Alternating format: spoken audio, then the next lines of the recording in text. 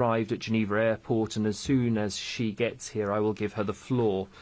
In line with our habitual practice, I will give the floor now to the representatives of the concerned countries. So I will give the floor to His Excellency Mr. Patrick Muyaya Katembwe, Minister of Communication and Media of the Democratic Republic of Congo, for his statement on behalf of the Democratic Republic of Congo as a concerned country.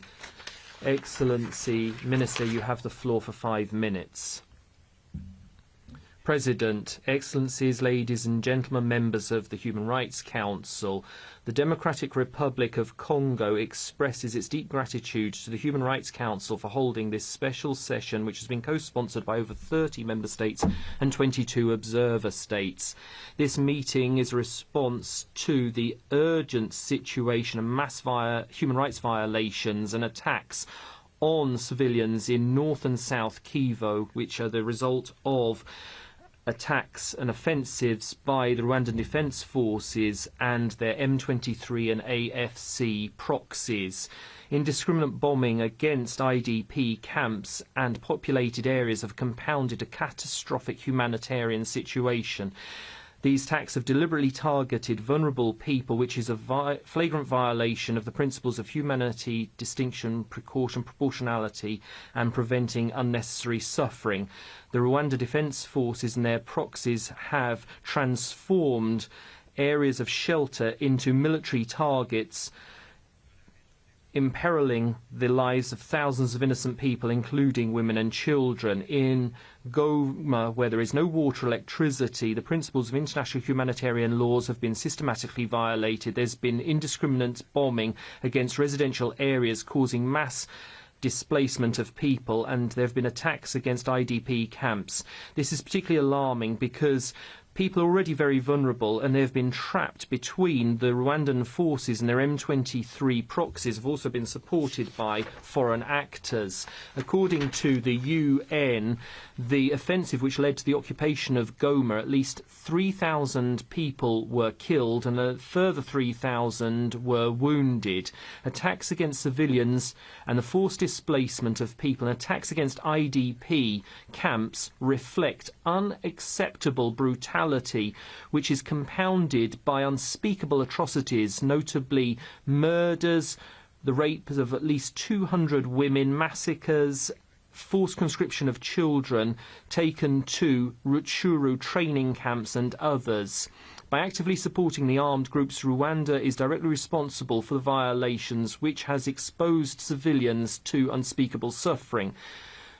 Peacekeeping forces with the Security Council mandate, particularly MONUSCO, as well as humanitarian facilities, have been targeted on a number of occasions. This has undermined their ability to protect civilians in a hostile environment. We also deplore the attacks against the SADC regional forces, which have been working tirelessly for regional stability.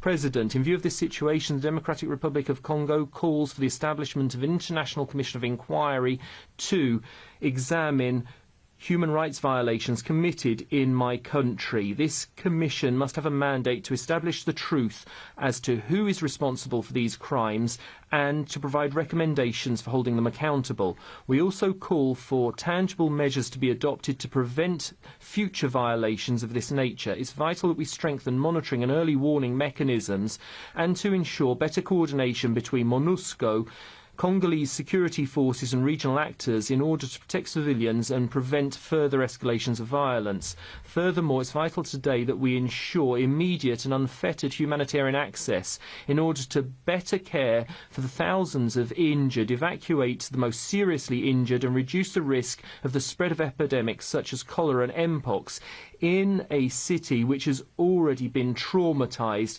and where corpses litter many streets. We firmly reject the involvement of certain states, particularly Rwanda. They've provided logistical, military and financial support to armed groups operating on our territory. Rwanda's support for M23, which has been documented on a number of occasions, including by the UN Security Council group of experts, has stoked violence in the east of our country for over 30 years, compounding the war for reasons linked to the exploitation of Congo's strategic mineral resources. We call upon the Council to hold Rwanda accountable for its war crimes and crimes against humanity, particularly the forced displacement of people and their replacement by others, as well as by appointing new administrative authorities with a view to permanently occupying these territories. It's vital that international pressure be applied to Rwanda so that it immediately puts a stop to its support for the armed groups and immediately withdraws from Congolese territory. President, the Democratic Republic of Congo remains steadfastly committed to searching for peace and stability. We reiterate that we stand ready to work constructively with all regional and international actors, but it's absolutely vital the international community firmly supports our efforts to put a stop to this crisis and to put an end to the suffering of our people living in the east of our country. Thus, we reiterate our call for Rwanda to act responsibly and take immediate measures to put a stop to its support to armed groups. A consensual adoption of the resolution would be a sign of solidarity for the millions of Congolese people living under Rwandan occupation today. I thank you for your attention, President. Thank you. I'd like to thank you for your statement, and I would now like to give the floor to the distinguished representative of Rwanda for his statement as a concerned country. Excellency, you have 5 minutes. Thank you, Mr. President. I'd like to start by thanking the High Commissioner for the oral statement on the situation in the Eastern DRC, which persistently constitutes a security threat to the Great Lakes region and to Rwanda in particular. The current session is called for at a time when the situation in the Eastern DRC is evolving rapidly. The Eastern African Community Summit of 29th January and the South African Development Summit of 31st January 25 have convened a summit to discuss today and tomorrow with a view to holding a frank discussion on this crisis and in the hope of finding a lasting solution to the crisis. Therefore, we should give a chance to this important regional initiative to bear fruits before preempting their outcome and attempting to feed the ongoing discussions in the relevant UN bodies. This reminds us of the fate of the EAC regional force that made stride in imposing ceasefire and accompanying the peace process from March to September 2023, during which the M23 relinquished 8% of the territory it was previously holding. But before this process could be completed, the DRC unilaterally decided to expel the force, replacing it with the SAMI DRC with an offensive mandate in the pursuit of a military solution. Rwanda raised concerns about the substitution of the EAC force, a true peacekeeping force, with the SAMI DRC, an offensive force. SAMI DRC is now part of the Kinshasa-led military coalition, which includes the UN-sanctioned genocidal militia FDLR, Burundi forces, European mercenaries, Wazalendo with logistical and operational support by the UN. Those concerns are now proven right, as we unfortunately witnessed the result of imposing a military solution to a political problem. Mr. President, these root causes, we shall repeat time and again, are on the one hand, the preservation of the FDLR, a group that committed genocide in Rwanda in 1994, fled to the DRC, where they now pose an existential threat to our security, and continue spreading their genocidal ideology.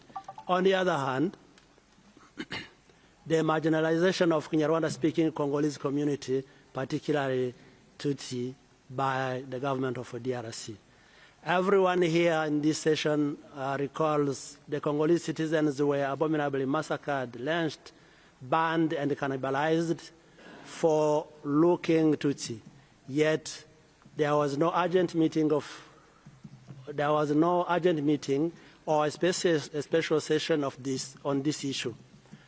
There was no condemnation of the DRC top leadership who used hate speech for electoral purposes and justified the persecution of a portion of its own citizens.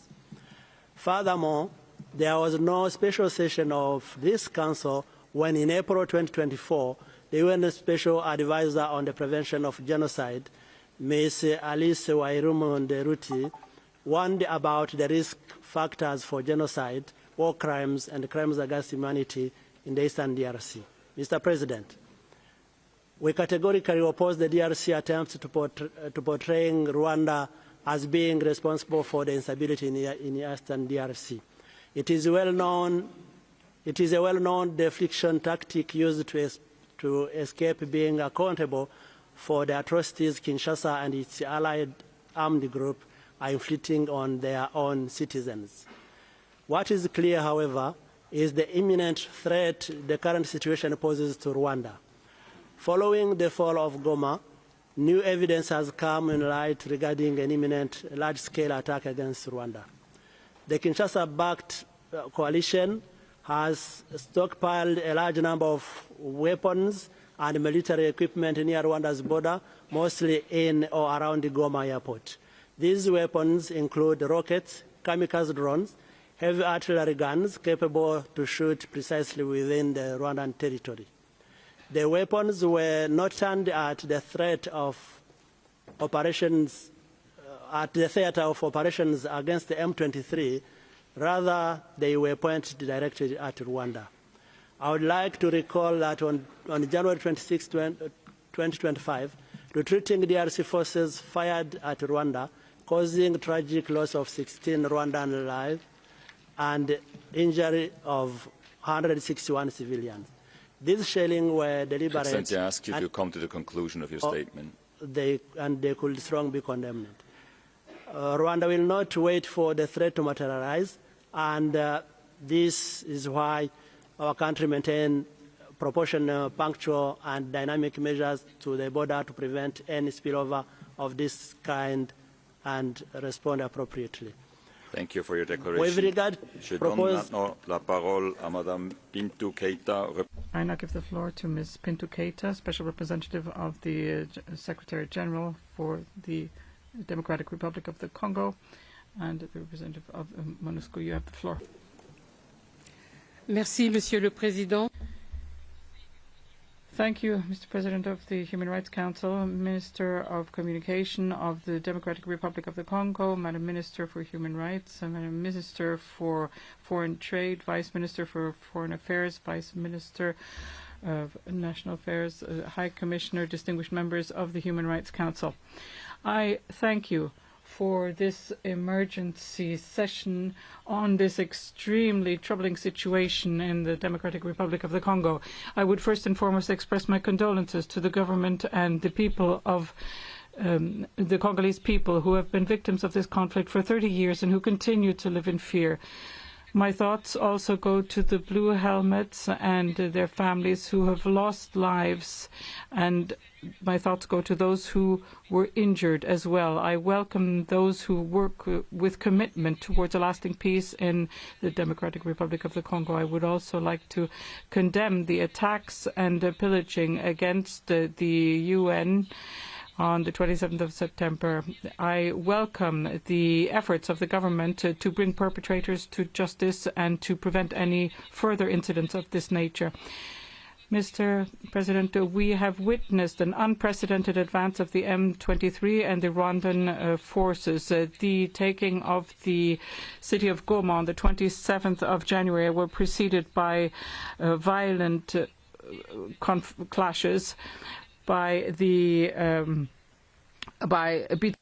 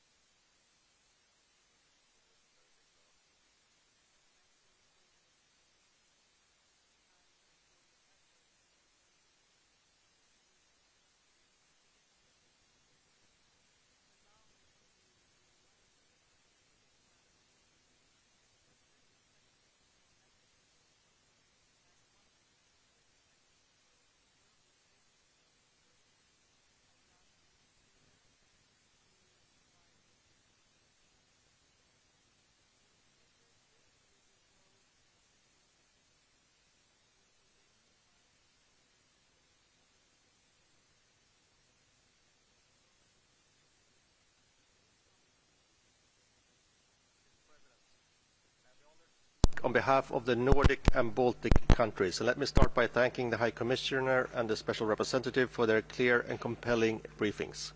Mr. President, we are deeply concerned about the escalating violence in eastern DRC. We urge the M23 to stop its advance and withdraw immediately. We reiterate that Rwanda must cease its support for the M23 and withdraw its armed forces.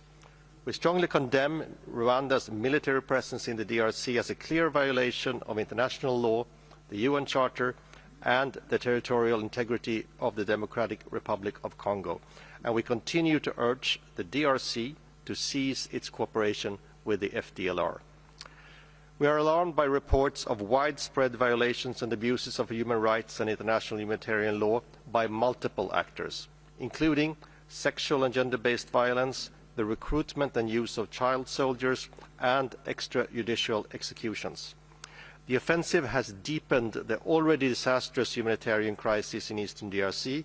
The risk of large numbers of IDPs being caught between the conflicting parties is deeply worrying.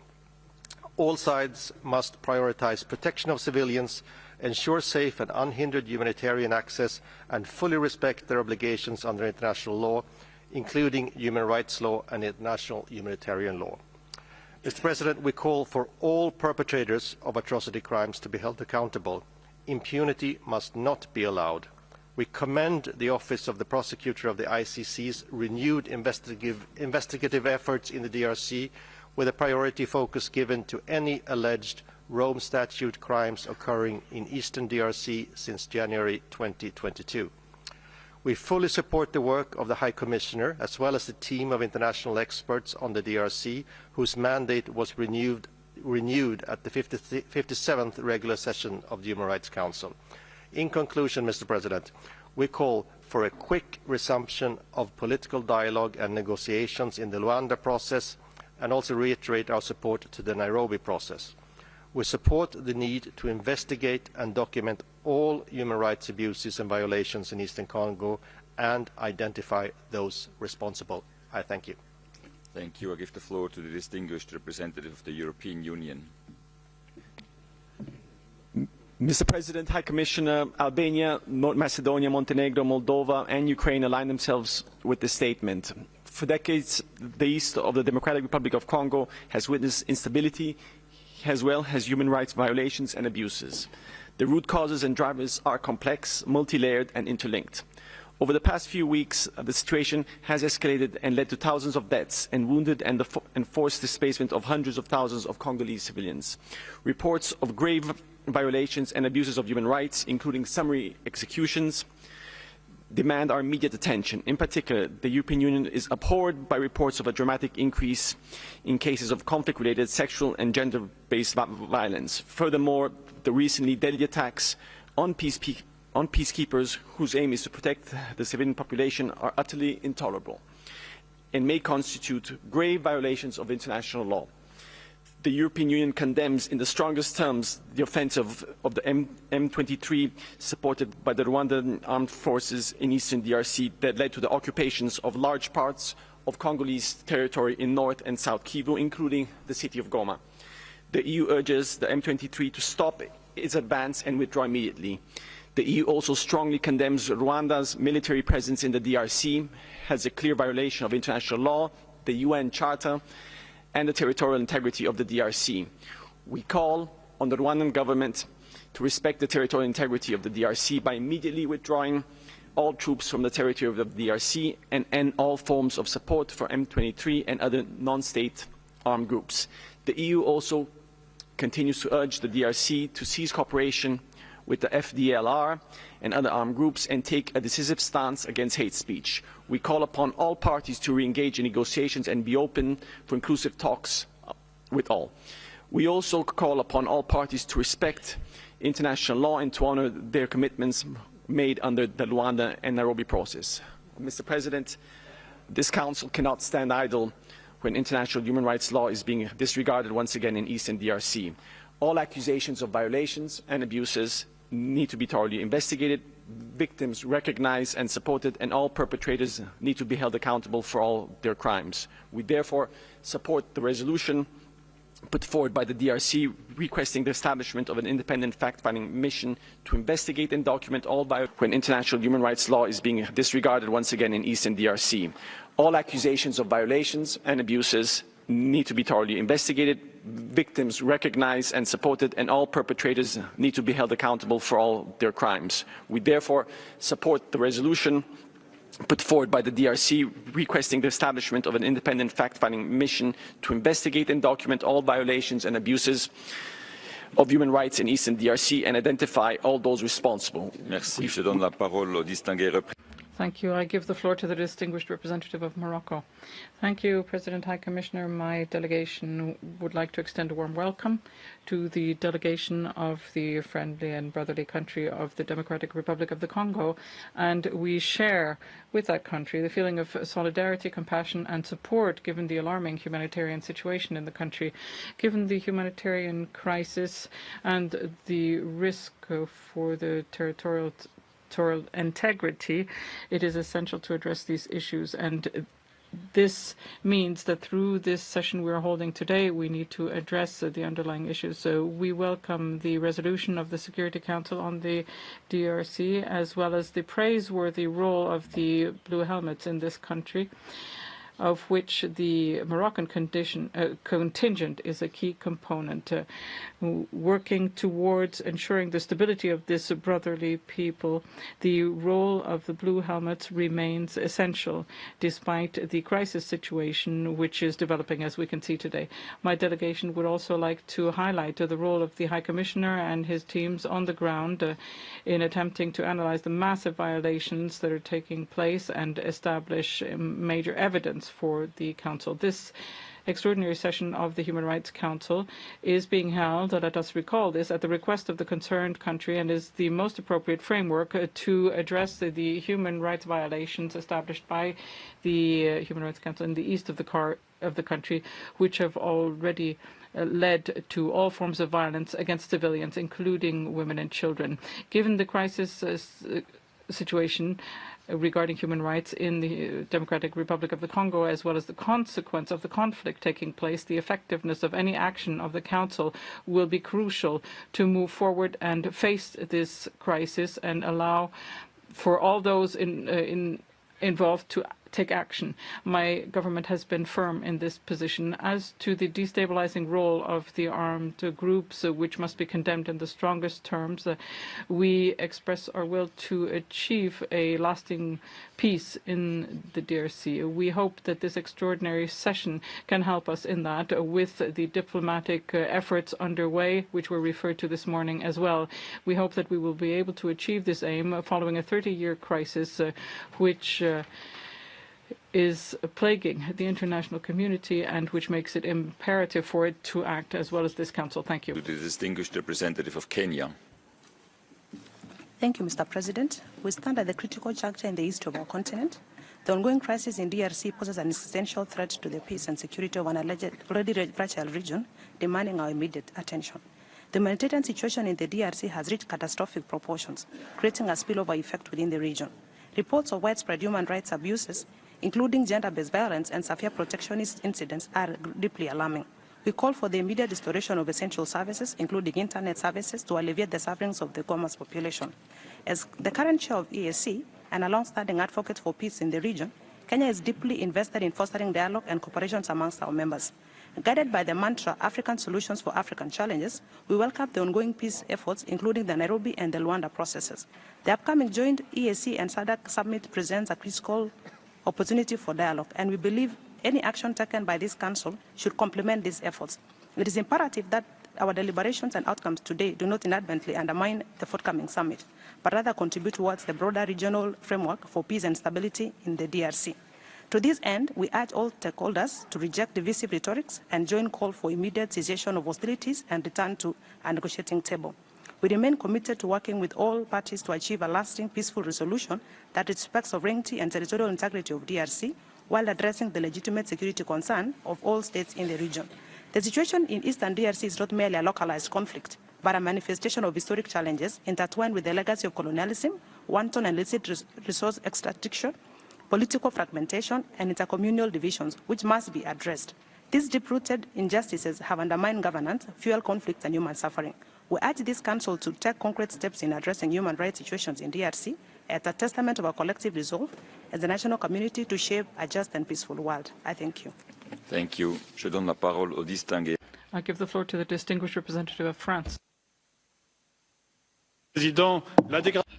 President, the deterioration of the situation has made this special session of the Council essential, where the heads of state are meeting. This Council must address the challenges that is covered by its mandate. The situation in North Kivu is alarming. For many years, France has been mobilized and has called for the mobilization of the international community to face this. The offensive launched by the M23 with the support of Rwanda has had devastating effects for a vulnerable situation, and the reminder of the High Commissioner and the Secretary General and their reports have shed clear light on the cruel situation.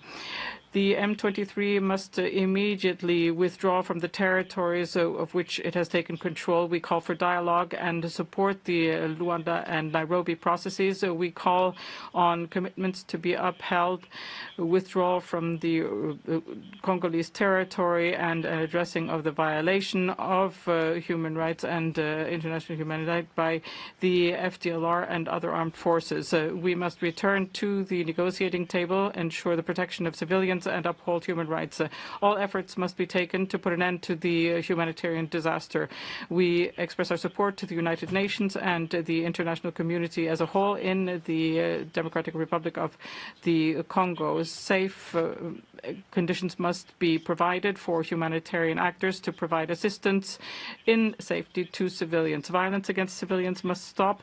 Collective rapes of women in Goma at the prison on the 27th of January, if confirmed, may constitute a war crime, just as the MONUSCO must ensure the protection of the civilians. Crimes of that nature cannot remain unpunished. France thanks the team of experts for its work, and we call for an adoption by consensus of a resolution to strengthen its mandate and the urgent establishment of a fact-finding mission on the serious violations against human rights and international humanitarian law in North Kivu and the remainder of the Democratic Republic of the Congo. We thank the Minister of Communication of the DRC, and we reiterate our call for solidarity with the Congolese people and the upholding of the sovereignty and the territorial integrity of her country. Thank you. Distinguished representative of North Macedonia.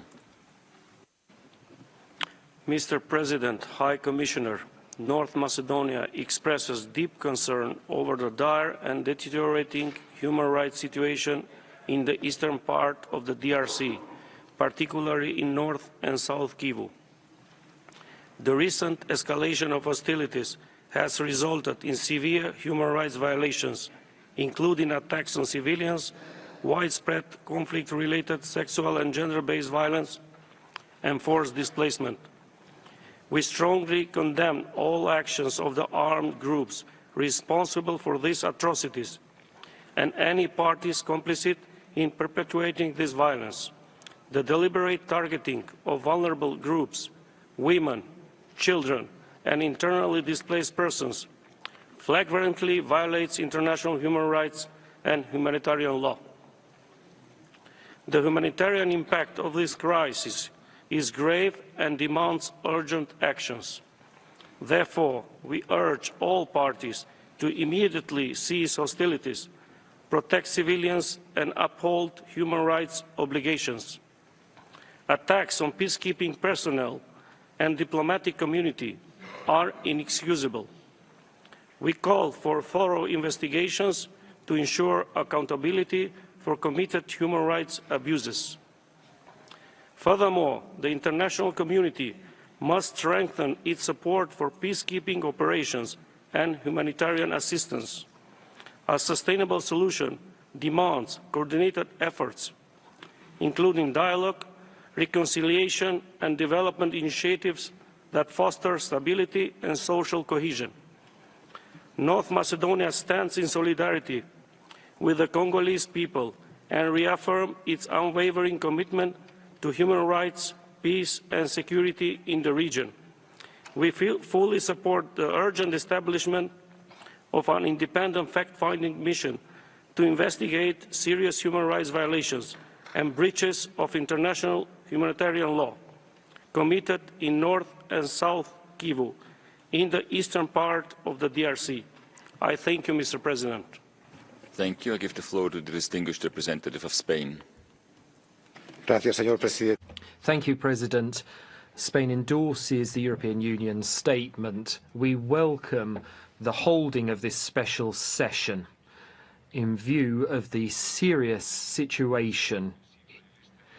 My country vehemently condemns the recent offensive in eastern DRC by the M23 rebel group supported by Rwanda. This is a flagrant violation of international law. This has caused a humanitarian crisis and increased the risk of a large-scale regional war. Spain denounces serious human rights violations occurring in the context of this escalating violence, particularly summary execution, forced conscription of children, sexual and gender-based violence and forced displacement of hundreds of thousands, as has been set out by the High Commissioner and the Special Representative. We urge all those involved in the conflict to respect human rights, international humanitarian, and ensure that civilians have full access to humanitarian aid and that the Luanda and Nairobi processes be resumed. We urge Rwanda to respect the DRC's sovereignty and territorial integrity and halt any support to the M23 and withdraw from the DRC's territory. Spain supports the DRC's draft resolution calling for the establishment of an independent mission to document and investigate serious human rights violations and those of international humanitarian law committed in South and North Kivu since the start of 2022. This decision will strengthen already existing cooperation with the Office of the High Commissioner. As members of the Council, it's our responsible to take the measures to prevent any further deterioration of the situation. We also think that the call from the International Criminal Court is particularly important, today especially. Accountability is a key to ensuring justice and reparation for the population, which is just exhausted after decades of suffering. The Council is sending a clear message today of its belief in a rules-based international order grounded in respect for human rights. I thank you. Thank you. Excellencies, colleagues, the list of speakers is now closed, and I give the floor to the distinguished representative of Ghana. Mr. President, Ghana conveys its appreciation to the Presidency for swiftly convening the special session of the Council. We also thank the High Commissioner and other briefers for the informative briefing on the prevailing human rights, security, and humanitarian situation in Eastern DRC. My delegation is gravely concerned about the unfolding crisis and the widespread violence, mostly affecting civilians in the region of North and South Kivu. We regret very much the indiscriminate military attacks and the ongoing violation of the international humanitarian law and human rights law. We are further saddened by the loss of lives of UN peacekeepers who have had to pay the ultimate sacrifice and express our condolences to their families and governments. We strongly support the passionate calls for the end of all forms of violence against civilian population made by the Secretary General of the United Nations, the African Union Peace and Security Council, and recently by the Southern African Development Community.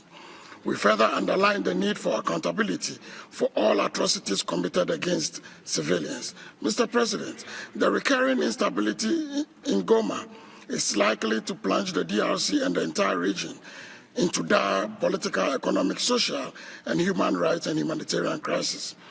The sheer number of internally displaced persons will not only pose significant security and humanitarian risk, but would draw the region back on the socio-economic gains made over the years.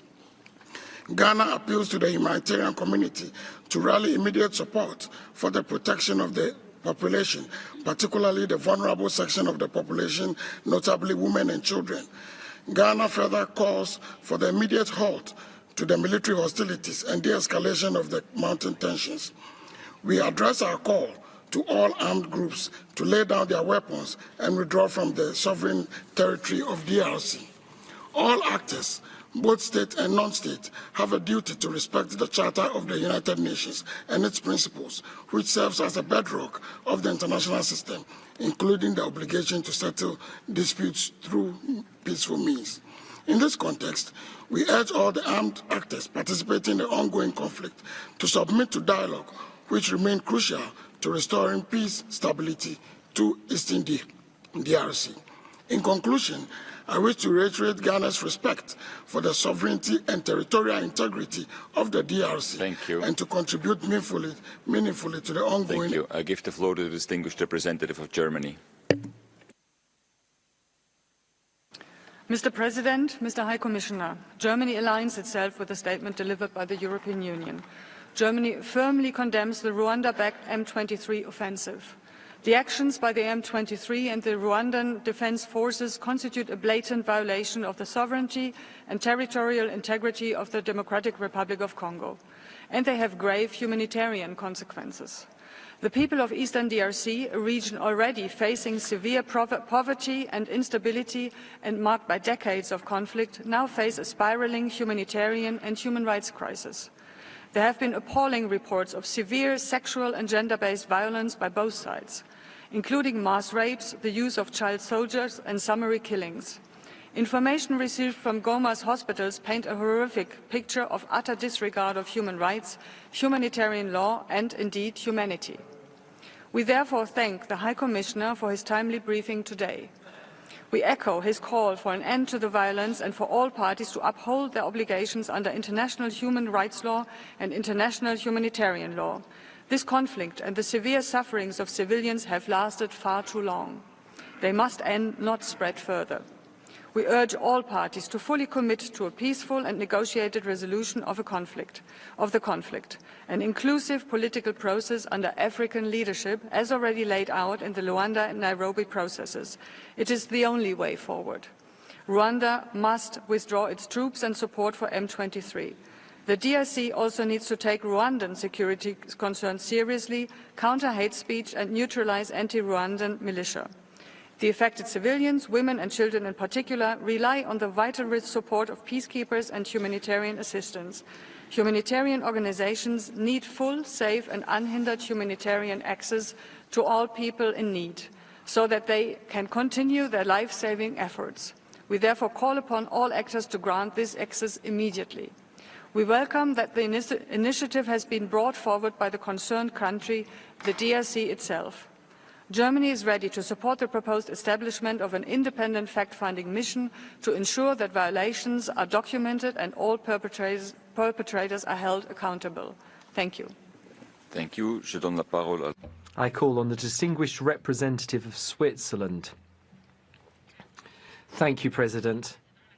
Switzerland supports the convening of this special session, and we express our consternation at the worsening security, humanitarian and human rights situation in Eastern DRC. We denounce the attack on Goma by the M23 with Rwanda's support and its continuing advance through South Kivu. Switzerland calls for the DRC's sovereignty and territorial integrity to be respected.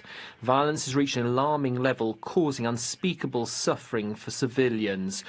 All human rights violations over international humanitarian law, particularly attacks on civilians and civilian property, as well as conflict-related and gender-based sexual violence, are unacceptable and cannot go unpunished. Goma is facing a humanitarian emergency. Shops, warehouses have been looted by different parties to conflict, making it harder and harder to get humanitarian aid. We call for humanitarian access to be restored swiftly, including the reopening of Goma airport for humanitarian flights. All parties to conflict must agree a ceasefire and that humanitarian aid be provided to the vulnerable, measures be put in place to ensure the safety of displaced persons, their access to basic services pursuant to international law. Switzerland calls on all parties to strictly respect international humanitarian law, protect civilians in particular, and immediately de-escalate. We call on Rwanda to stop its support for M23 and withdraw its troops from Congolese territory. Furthermore, the DRC must roll out its plan to neutralise the Democratic Forces of Liberation of Rwanda, and we also condemn the brazen atrocities committed by the ADF. Lastly, Switzerland supports mediation efforts made by the regional community, particularly the Luanda process. We urge the DRC and Rwanda to resume negotiations and encourage initiatives to combat impunity. Justice and accountability for international humanitarian law violations, those of human rights, must be made a priority. I thank you. Thank you, and I'll call on the distinguished representative of Albania. Thank you, President. Albania aligns itself with the EU statement. The situation in Democratic Republic of Congo is of serious concern. We are particularly alarmed by the recent surge in violence in the eastern region of the country, where clashes between government forces and M23 armed group has resulted in significant loss of lives, displacements of civilians, and widespread suffering. Albania strongly condemns persistent human rights violations and abuses, including sexual violence, summary execution, enforced disappearance, and targeted attack on human rights defenders, journalists, and other civil society actors. We express our profound alarm about the increasing danger to women and girls for violence, including rape, and the recruitment of children by armed groups. We urge M23 to stop its advance and echo the Secretary General appealed to Rwanda to cease support of M23 and withdraw from DRC territory. Albania called for robust accountability measures to be implemented. We will support the establishment of an independent fact-finding mission to investigate human rights violations and international human rights violations in North and South Kivu province. It's imperative that those responsible for human rights violations and atrocities are brought to justice. We commend the efforts of United Nations and other humanitarian organizations working tirelessly on the ground to deliver aid and to protect vulnerable populations. Albania reaffirms its support for MONUSCO and condemns any attack against UN mandate force. We believe that there is no military solution to the crisis and emphasize the need for an inclusive political dialogue between DRC, Rwanda, and other regional and international actors to address the root causes of the conflict. I thank you. Thank you. I give the floor to the distinguished representative of Cyprus. Mr. President, High Commissioner, Cyprus aligns itself with the statement of the EU. We add our voice to express our deep concern about the continued and intensifying escalation of the crisis in eastern DRC. We condemn the reported widespread violations of human rights, including summary executions, sexual and gender-based violence, the recruitment of child soldiers, but also the increasing number of internally displaced persons.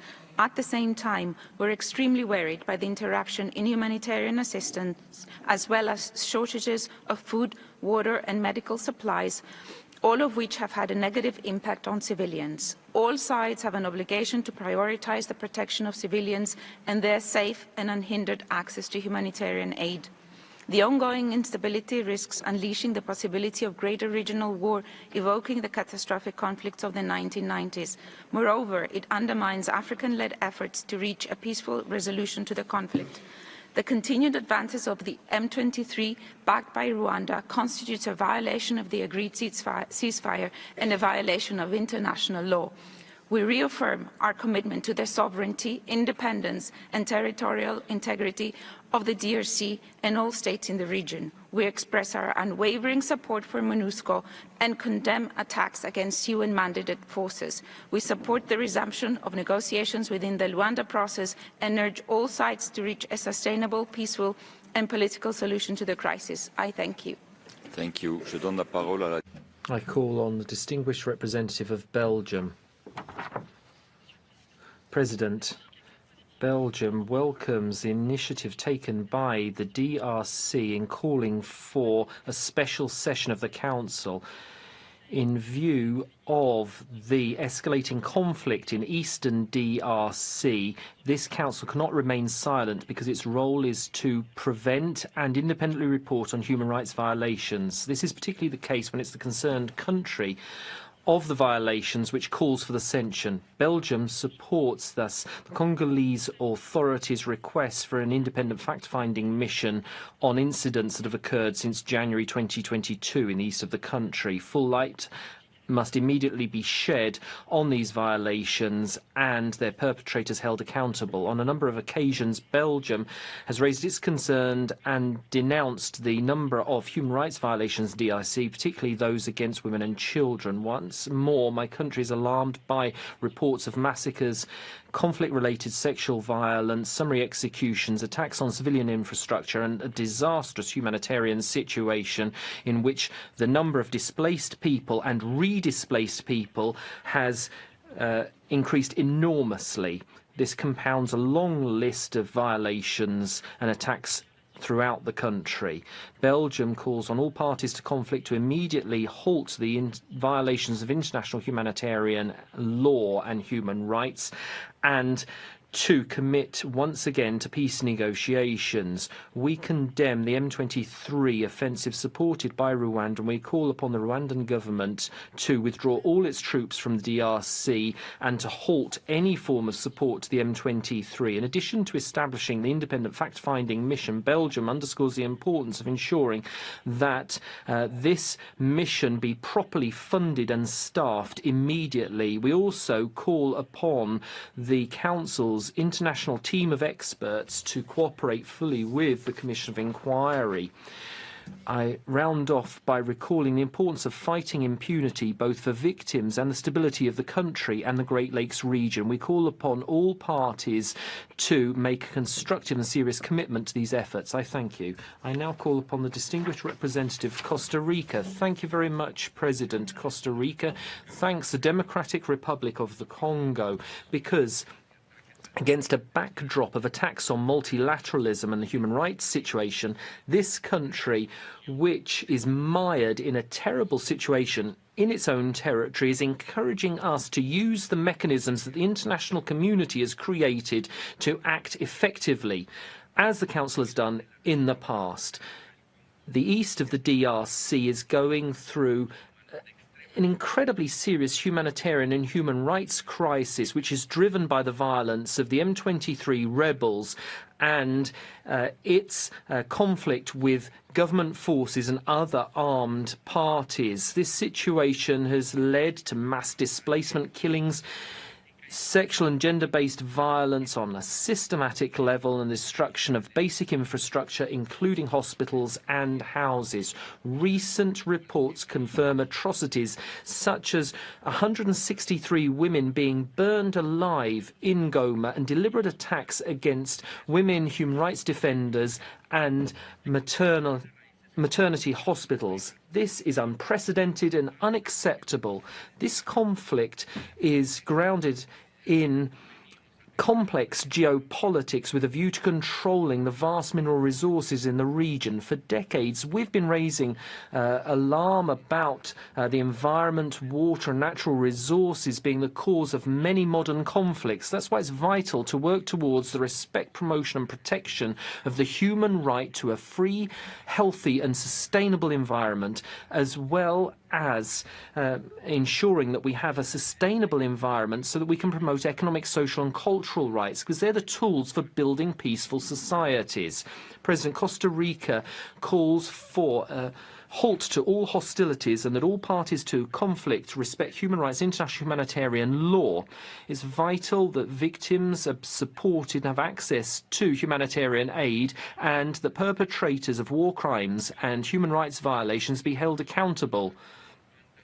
And those who benefit from very profitable contracts with Rwanda and the DRC in the mineral industry must be held accountable for putting their economic interests above human dignity. We cannot allow this to... The speaker is interrupted. I call on the distinguished representative of Burundi. President, Burundi welcomes the convening of this special session on the human rights situation in the east of the Democratic Republic of the Congo and is pleased to be among the 27 member states who have taken the initiative to support this session. In fact, Goma is the scene of unprecedented humanitarian disaster. Thousands have lost their lives, including women and children, and around 1 million people have been displaced and made refugees. This is a tragic consequence of the M23 incursion with the military and logistic support of Rwanda. This violates the basic principles of international relations established in the UN Charter. We'd like to take this opportunity to reiterate the Burundian government's solidarity with the Congolese people and express our condolences to bereaved families. We'd also like to pay tribute to UN peacekeepers who've made the ultimate sacrifice for the purposes of peace. So our compassion is extended to delegations of Uruguay, Malawi and South Africa. For over 30 years, the Democratic Republic of Congo has been suffering, and we cannot turn a blind eye to this. This is because there are dark foreign interests which underlie the geopolitical situation and the looting and illicit exploitation of natural resources. For over 10 years, Burundi has been calling on the Council to pay attention to the situation of Rwanda supporting armed terrorist groups which are on the rampage killing civilians. We have seen this quite clearly. There's the risk of this igniting the Great Lakes region. Time has come to establish the facts, to hold those responsible for those actions and adopt a strong resolution which denounces a serious and persistent human rights violation in North and South Kivu and which calls on the Rwandan forces and M23 to withdraw from occupied areas. Territorial integrity and sovereignty of the DRC must be restored and respected. Burundi firmly believes in the peaceful coexistence between nations, and we would underscore the efforts made by the African Union as well as other regional mechanisms and sub-regional mechanisms in the Luanda and Nairobi processes. I thank you. I call on the distinguished representative of Japan. Thank you, Mr. President. We thank the President for convening this special session. Japan expresses its deep concern about the deteriorating human rights and humanitarian situation in the Eastern Democratic Republic of the Congo, particularly around Goma in North Kivu Province and Minova in South Kivu Province. A recent offensive in the region has resulted in the displacement of hundreds of thousands of people and numerous casualties among the civilian population and has severely affected vulnerable people, including women and children.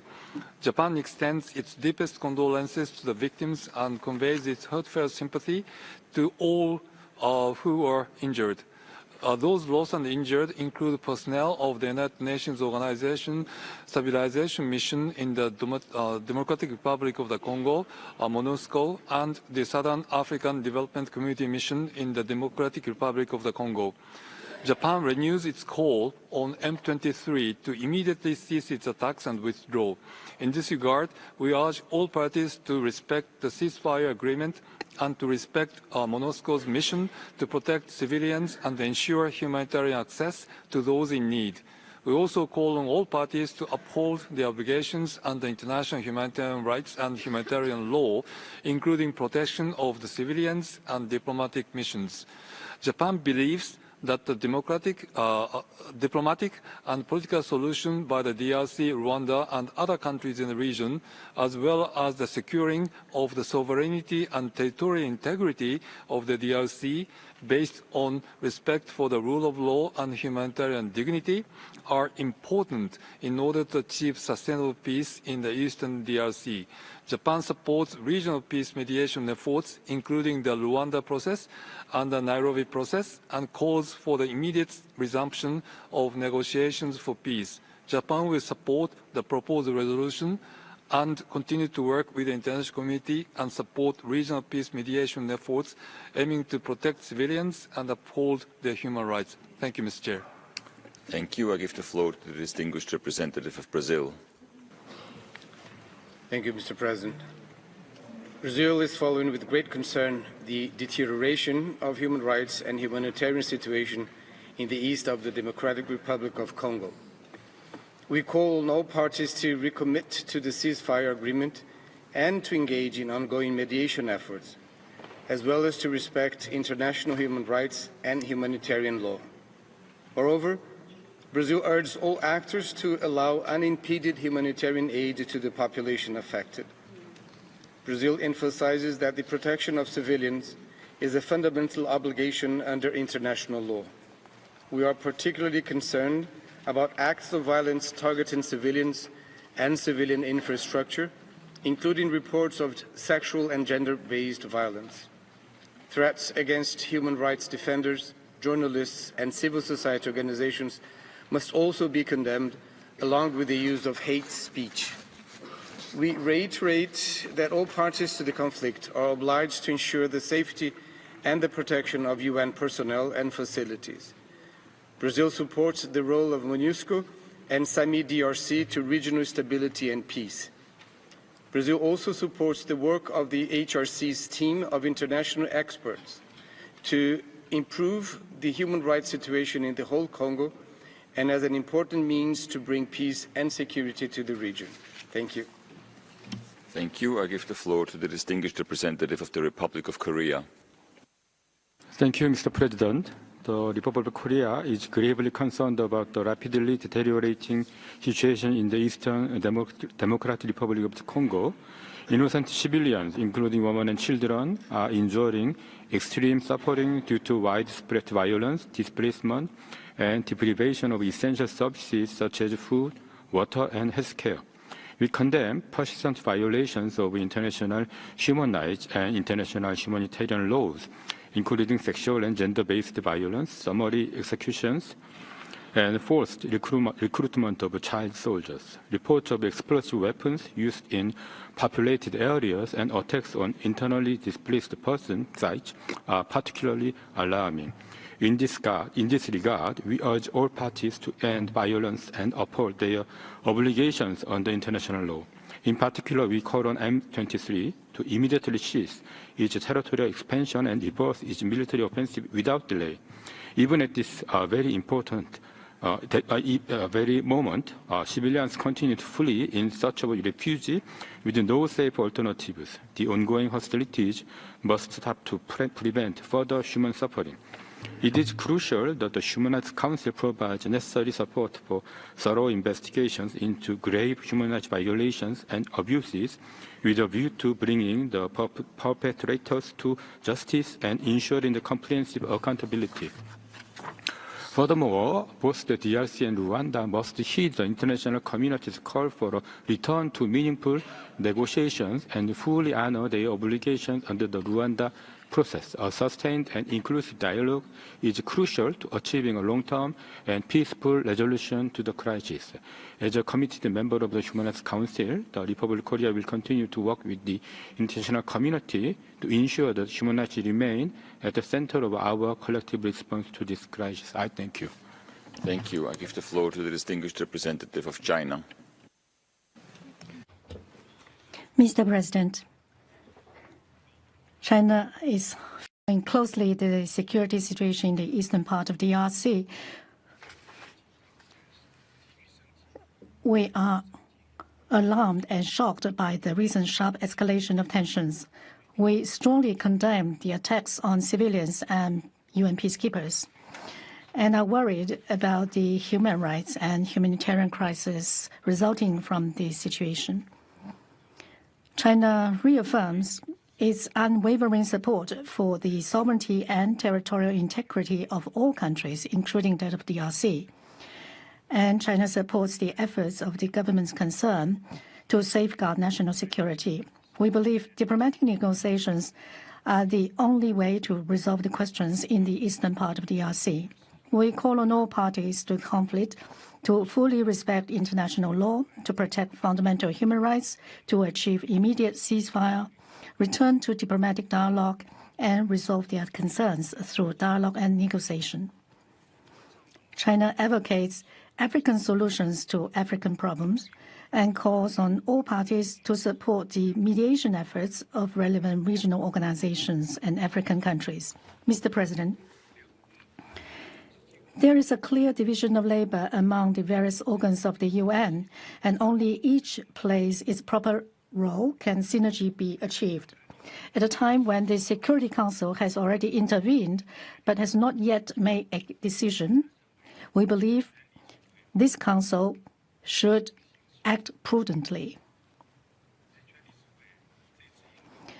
This is a special session at the request of the DRC. During this session, we believe any discussion and action should reflect international solidarity and to create favorable conditions to prevent further deterioration, to promote de-escalation and political solution. Thank you, Mr. President. Thank you. I give the floor to the distinguished representative of Ethiopia.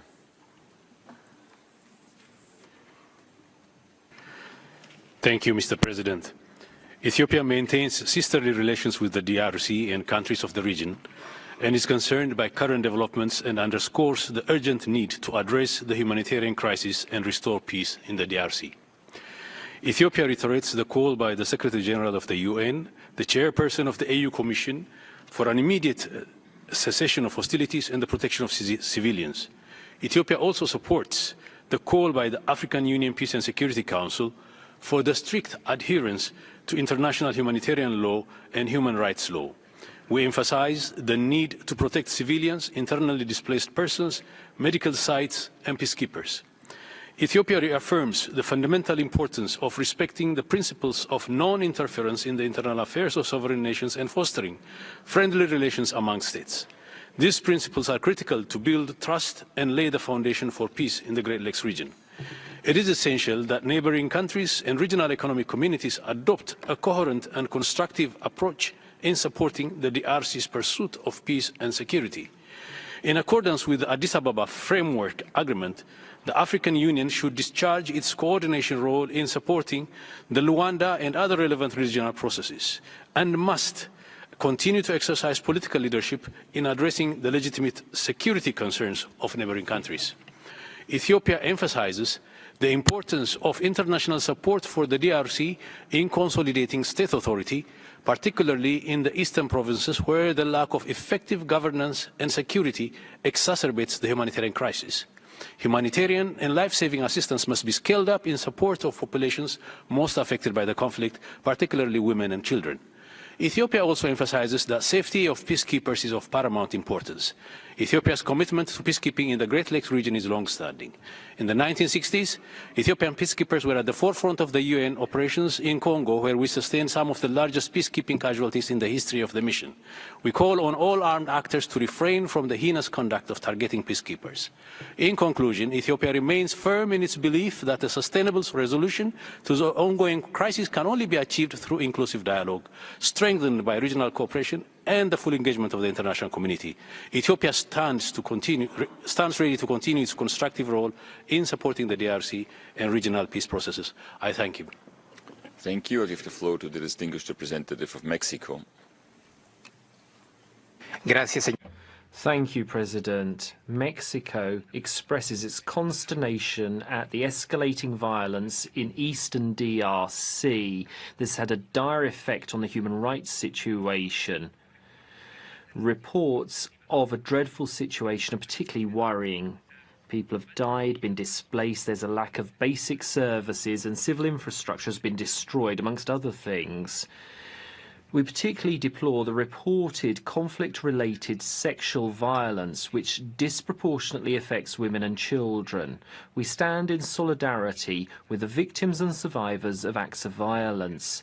In view of the very serious situation, Mexico supported the DRC's request to convene a special session of the Human Rights Council so that we can hold a dialogue and take action. This reflects the relevance of this multilateral forum, and that's why Mexico is taking the floor here in this forum to urgently call for a dialogue between the parties and a halt to hostilities, as well as full respect for international humanitarian law and international human rights law. We also make an appeal for the Rwanda and Nairobi processes to be resumed, and we reiterate our firm support for MONUSCO. President, Mexico also supports the High Commissioner for Human Rights calls for the human rights crisis in the Eastern DRC to be addressed. And that's why we welcome the fact that it was the DRC itself, as the concerned country, that requested this special session and has submitted a draft resolution to establish an independent fact-finding mission which must investigate alleged human rights abuses and violations and those of international humanitarian law committed by all parties to conflict. And considering the principle of African solutions to African problems, Mexico supports the idea that the decision taken by the Council complements sub-regional efforts to bring peace to the area led by the East Africa Community and SADC, and we pray that the upcoming summit in Tanzania will help us work towards peace. Thank you very much. Thank you. I give the floor to the distinguished representative of the Kingdom of the Netherlands. Thank you, Mr. President. The Kingdom of the Netherlands aligns itself with the EU statement, and we thank the Democratic Republic of Congo for taking the initiative for the special session.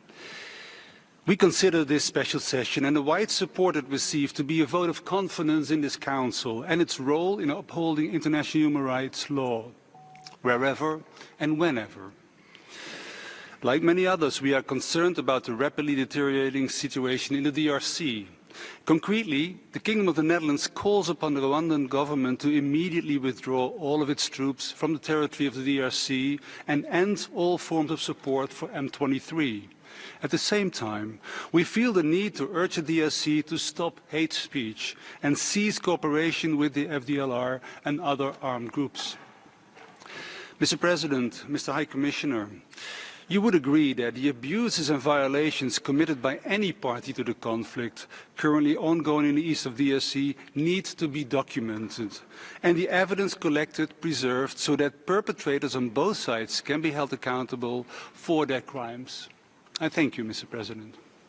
Thank you. I give the floor to the distinguished representative of South Africa.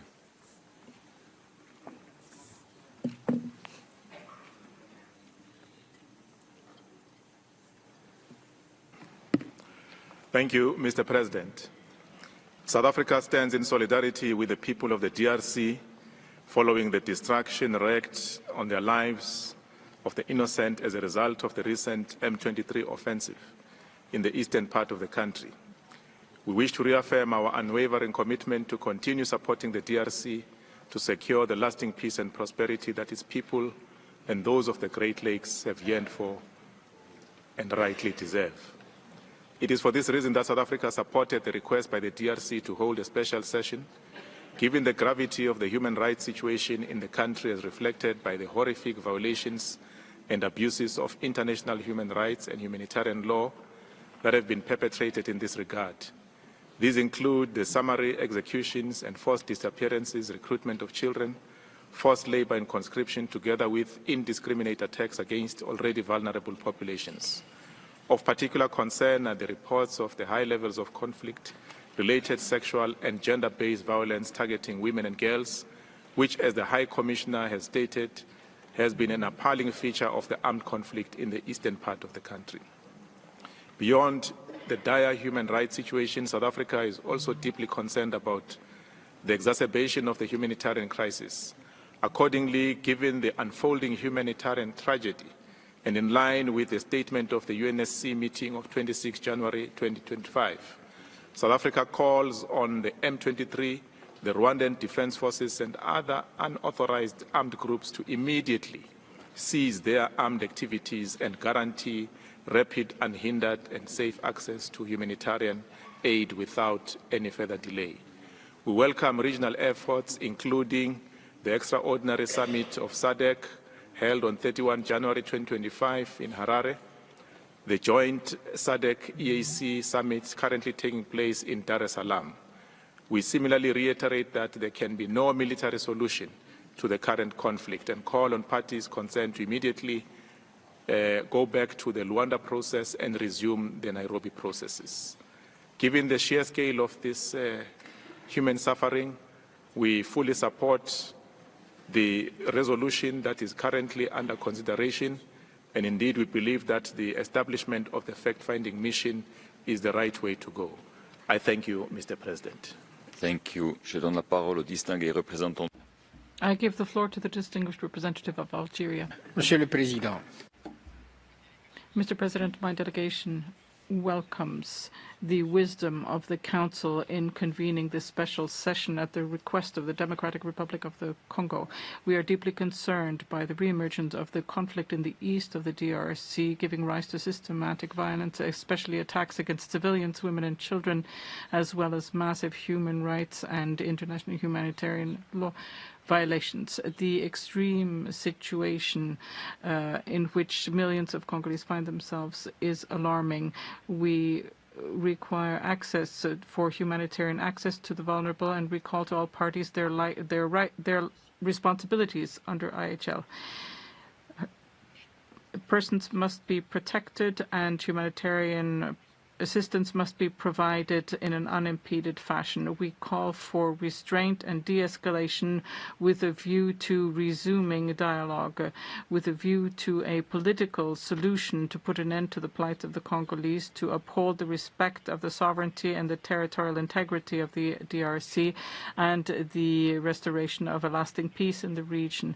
In this spirit, we align ourselves with the conclusions of the Community of Eastern Africa and the Southern African Community. We are particularly pleased at the holding in Dar es Salaam at this very moment of a joint summit between SADC and the Eastern African Community.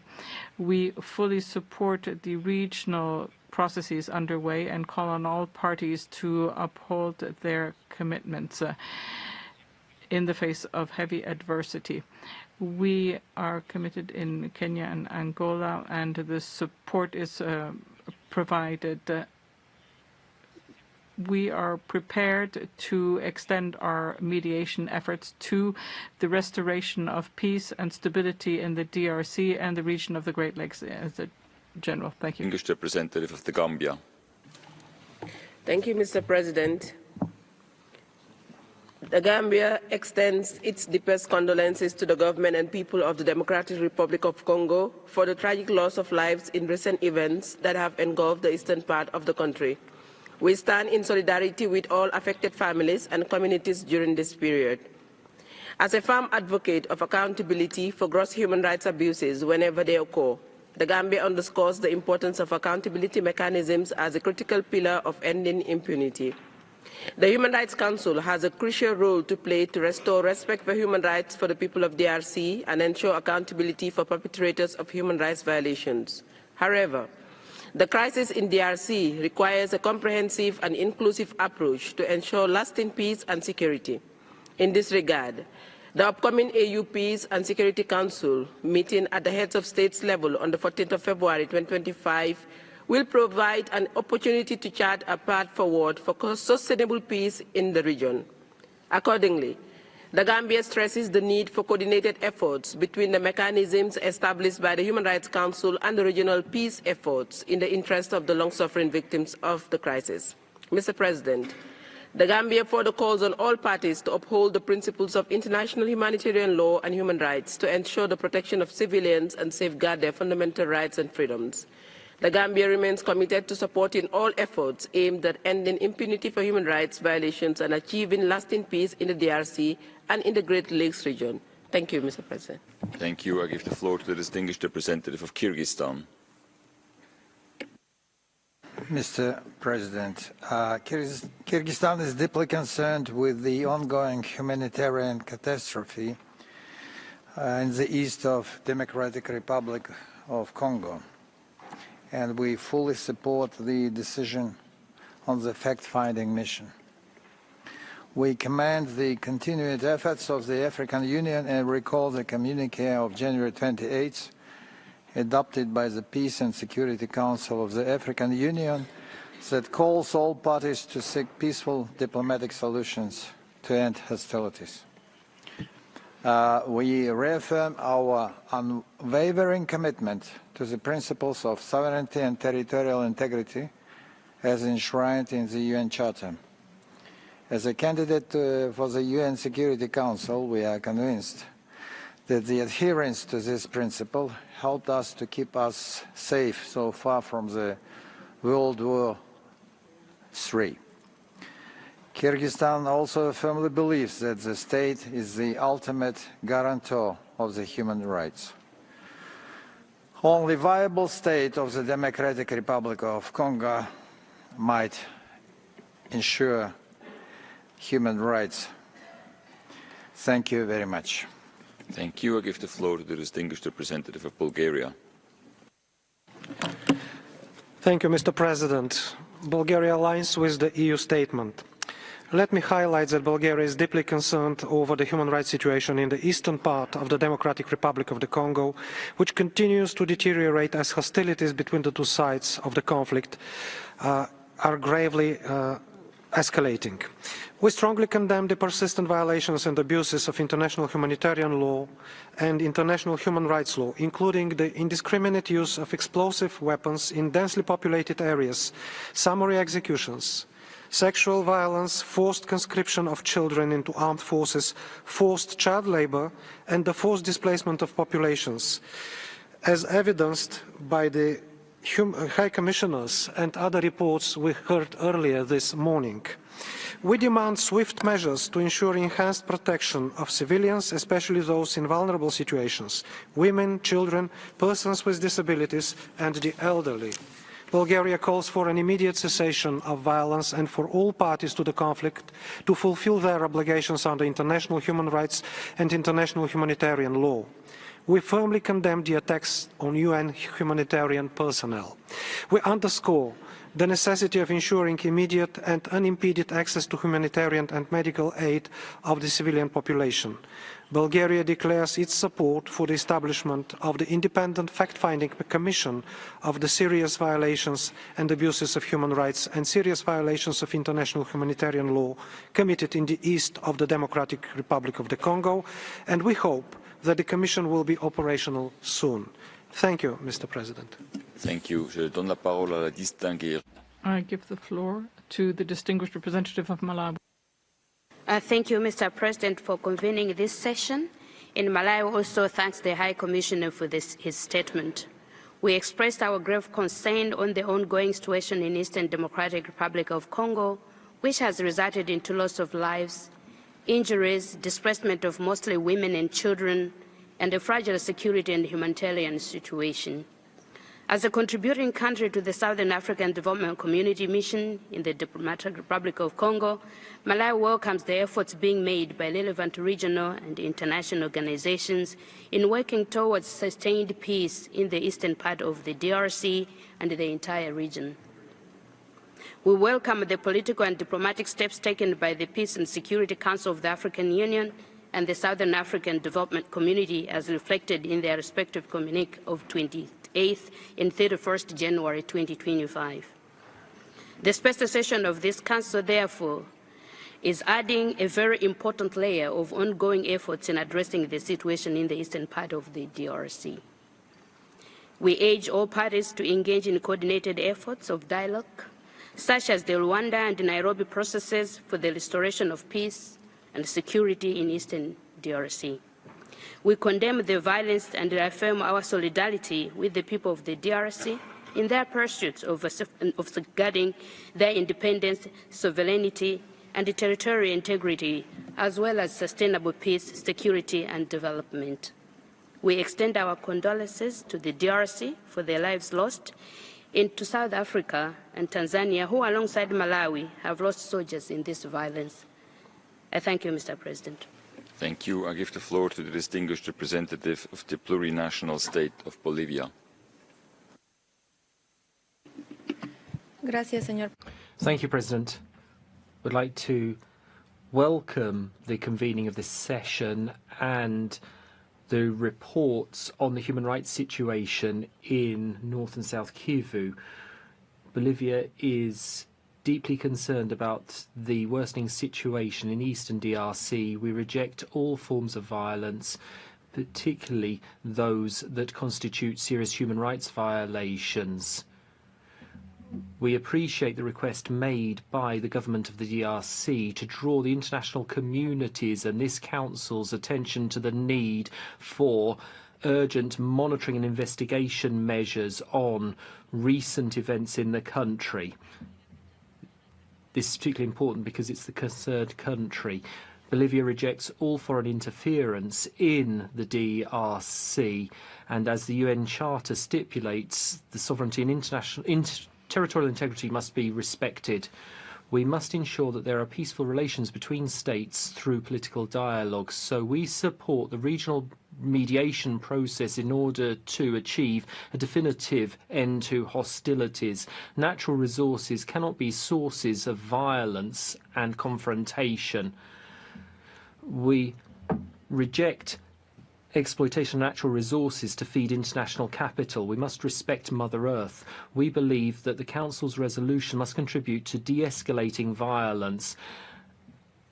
A fact-finding mission must act objectively, transparently, on the basis of non-politicization and non-selectivity. It must count on the support of concerned countries and have the necessary resources.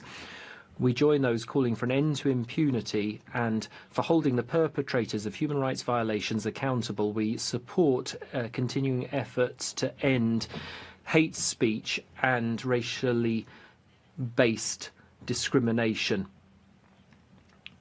We must have truth, justice, reparations, and non-repetition, and we urge all parties to the hostilities to honour agreements on ceasefires and to avoid any further escalation of hostilities. Thank you very much, President. Thank you. I give the floor to the distinguished representative of Colombia. Gracias, señor. Thank you, President. Colombia expresses its concern at the escalation of hostilities and violation against civilians in the Democratic Republic of the Congo. We express our solidarity with victims. We call upon armed actors to stop confrontations and respect international humanitarian law.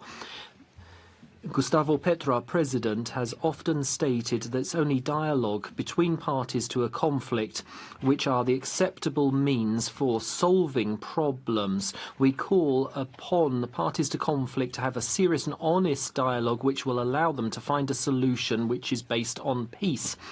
We support regional initiatives for peace and stability. With this in mind, we welcome the dialogues which have been initiated or which will be initiated tomorrow in the Tanzanian capital. There is a long path to peace, as we know, and it's only through respecting human rights and ensuring truth, justice, and guarantees of non-repetition that we will achieve peace. They must be at the very heart of all processes. We support the convening of this special session and we appreciate the DRC's call for the Council to establish an independent fact-finding mission. Weapons do not support life in any conflict. Colombia has co-sponsored the convening of this session. There was a terrible genocide in 1994 which reminds us that indifference and silence are not an option for the Council. We cannot forget the very reason for this organisation established in the preamble to the Charter. We must avoid the scourge of war for future generations. Thank you. Merci. Nous allons maintenant passer à la liste des Thank you. We will now take up the list of speakers for observers of the Council, and I give the floor to the distinguished representative of Liechtenstein. Liechtenstein is deeply concerned about the recent escalation in violence in the eastern part of the Democratic Republic of the Congo, resulting in summary executions, forced conscription and labor, as well as a large amount of cases of conflict-related sexual violence. My delegation supports the High Commissioner's call for an end to violence and for all parties to uphold their obligations under international human rights and international humanitarian law. We stress the need for independent investigations into the violations in view of ensuring comprehensive accountability. While Liechtenstein supports the creation of an investigative mandate by the Human Rights Council to investigate acts of violations and international crimes committed in the eastern part of the Democratic Republic of the Congo, it is also important that the newly established mandate cooperates in a complementary manner with the already existing mandate of the team of international experts and the OHCHR. More precision in the mandate on several aspects would have been welcome. Furthermore, we would like to stress the importance of the cooperation with the ongoing investigation of the International Criminal Court that, after a referral by the country concerned, equally focuses on the eastern part of the Democratic Republic of the Congo. I thank you, Mr. President. Merci. Thank you. I give the floor to the distinguished representative of Luxembourg. Thank you, Mr. President. Luxembourg aligns itself with the statement of the European Union. We thank the High Commissioner, the Special Representative of the Secretary General, and the Chair of the Coordination Committee of the Special Procedures. Human rights in the east of the DRC are in a deep crisis. The M23, supported by Rwanda, has caused unspeakable human suffering, in particular with the taking of the town of Goma. Reports of sexual and sexist violence, especially in the aftermath of the prison break of Munzenze in Goma, are deeply shocking. Hundreds of thousands of persons are displaced at the very moment where the international humanitarian system is undergoing a deep funding crisis. It is essential to shed light on the human rights and international humanitarian law violations and abuses over the past months and years, but also on the deep root causes of conflicts which have prevented the Congolese from living in peace, in particular corruption and poor governance. Finally, human rights defenders in the DRC must be protected in order to carry out their crucial work in safety. Luxembourg welcomes the resolution presented by the delegation of the Democratic Republic of the Congo. We hope that this Council will ask for the prompt deployment of a fact-finding mission of the High Commissioner, followed in due time by an independent commission on inquiry. We also express our unwavering support to the International Criminal Court. Thank you. Merci. I give the distinguished representative of Ireland. Thank you, President. Ireland aligns with the EU statement. President, the situation in eastern DRC is appalling, with numerous credible reports of abuses and violations of human rights, a rapidly deteriorating humanitarian situation and unconscionable suffering inflicted on the civilian population. The offensive of M23, supported by Rwanda, that has resulted in the taking of further DRC territory is an unacceptable breach of international law. The escalation of the conflict is a violation of an agreed ceasefire and further deepens the grave humanitarian crisis, pushing additional IDPs towards already overburdened camps. President M23 should stop its advance and withdraw immediately. We are horrified by the use of sexual and gender-based violence by parties to the conflict, and we urge the DRC to cease cooperation with the FDLR and other armed groups that have committed abuses. Ireland supports Africa-led efforts to find a lasting solution to the situation in eastern DRC, including the Luanda and Nairobi processes, and we welcome the DRC's initiative at this Council and support the establishment of an independent investigation. President, we must be clear in our unequivocal demand for peace, justice and accountability, as well as respect for international law and human rights, regardless of where these are being violated or abused. Thank you, President. Thank you. I give the floor to the distinguished representative of the Russian Federation. Mr. President, we note with alarm the development of the situation in the east of the Democratic Republic of the Congo, which is rapidly deteriorating, especially with the taking of the city of Goma, with more than 1 million civilians. We note the increase in number of violence and the number of civilian victims, the increased numbers of IDPs and Congolese refugees in neighboring countries. We are concerned by the difficult situation of the most vulnerable, especially women and children. We are deeply concerned by the humanitarian consequences of these events. The situation in North Kivu, already difficult, is turning into a genuine humanitarian catastrophe. Goma is practically cut off from the outside world, which can lead to extreme impacts on the residents of the town and refugees fleeing there. A similar situation arises in the other towns and villages taken by the M23. We decisively condemn the crimes against the civilians in the east of the country. We call for prompt cessation of hostilities, the withdrawal of M23 from the territories it occupies, the resumption of a negotiating process within regional peacekeeping initiatives. So we are convinced that an end to the violence can only be found in a political and diplomatic dialogue between all parties to the conflict. Work in this direction should be carried out without any politicization and must take into account national, historical, ethnic and cultural specificities of the country. Thank you for your attention.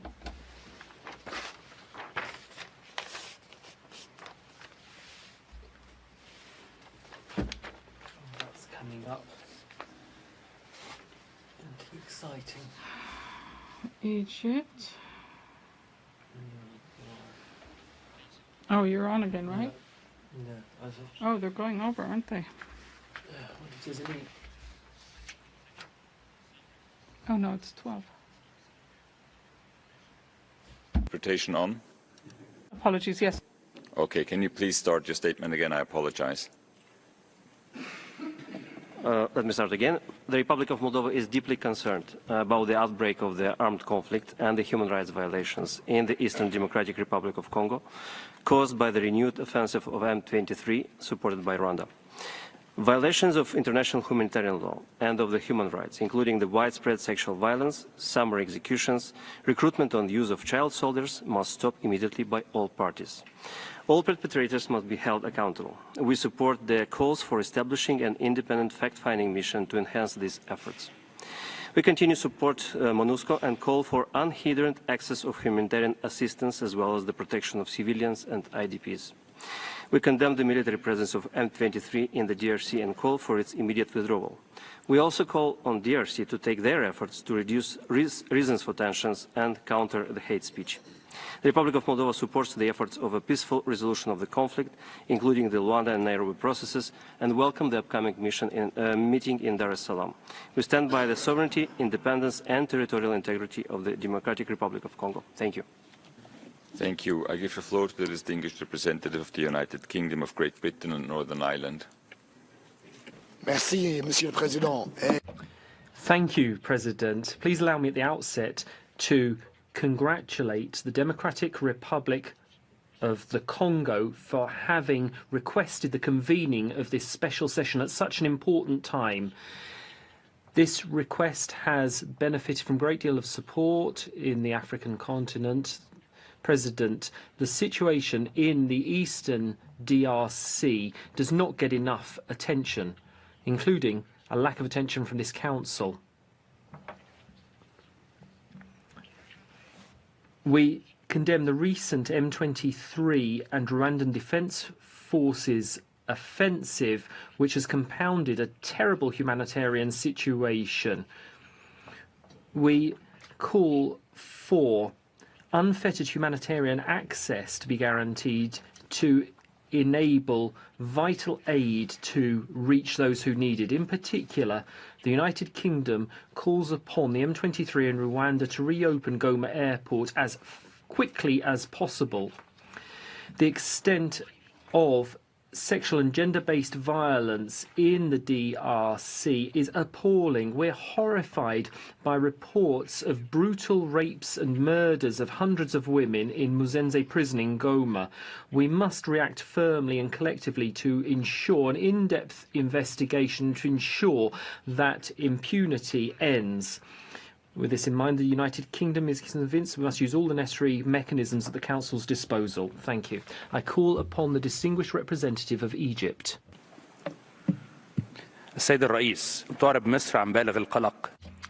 President, Egypt is deeply concerned about the most recent developments in eastern DRC.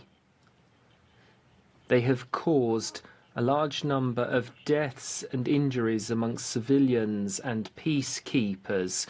Egypt extends its condolences to the DRC and MONUSCO. We condemn all acts of violence which only undermine peace and stability in the east of the country. Egypt reiterates its unwavering support to the territorial integrity and sovereignty of the DRC. We insist that hostilities must end and that parties to conflict resume peace negotiations through the Nairobi and Luanda processes. We would like to underscore the importance of working towards an improvement in the human rights situation. There must be a conducive environment for peace and stability throughout the country, and so that the nation can be rebuilt. We thank you for your attention. Thank you. I give the floor to the distinguished representative of Sierra Leone.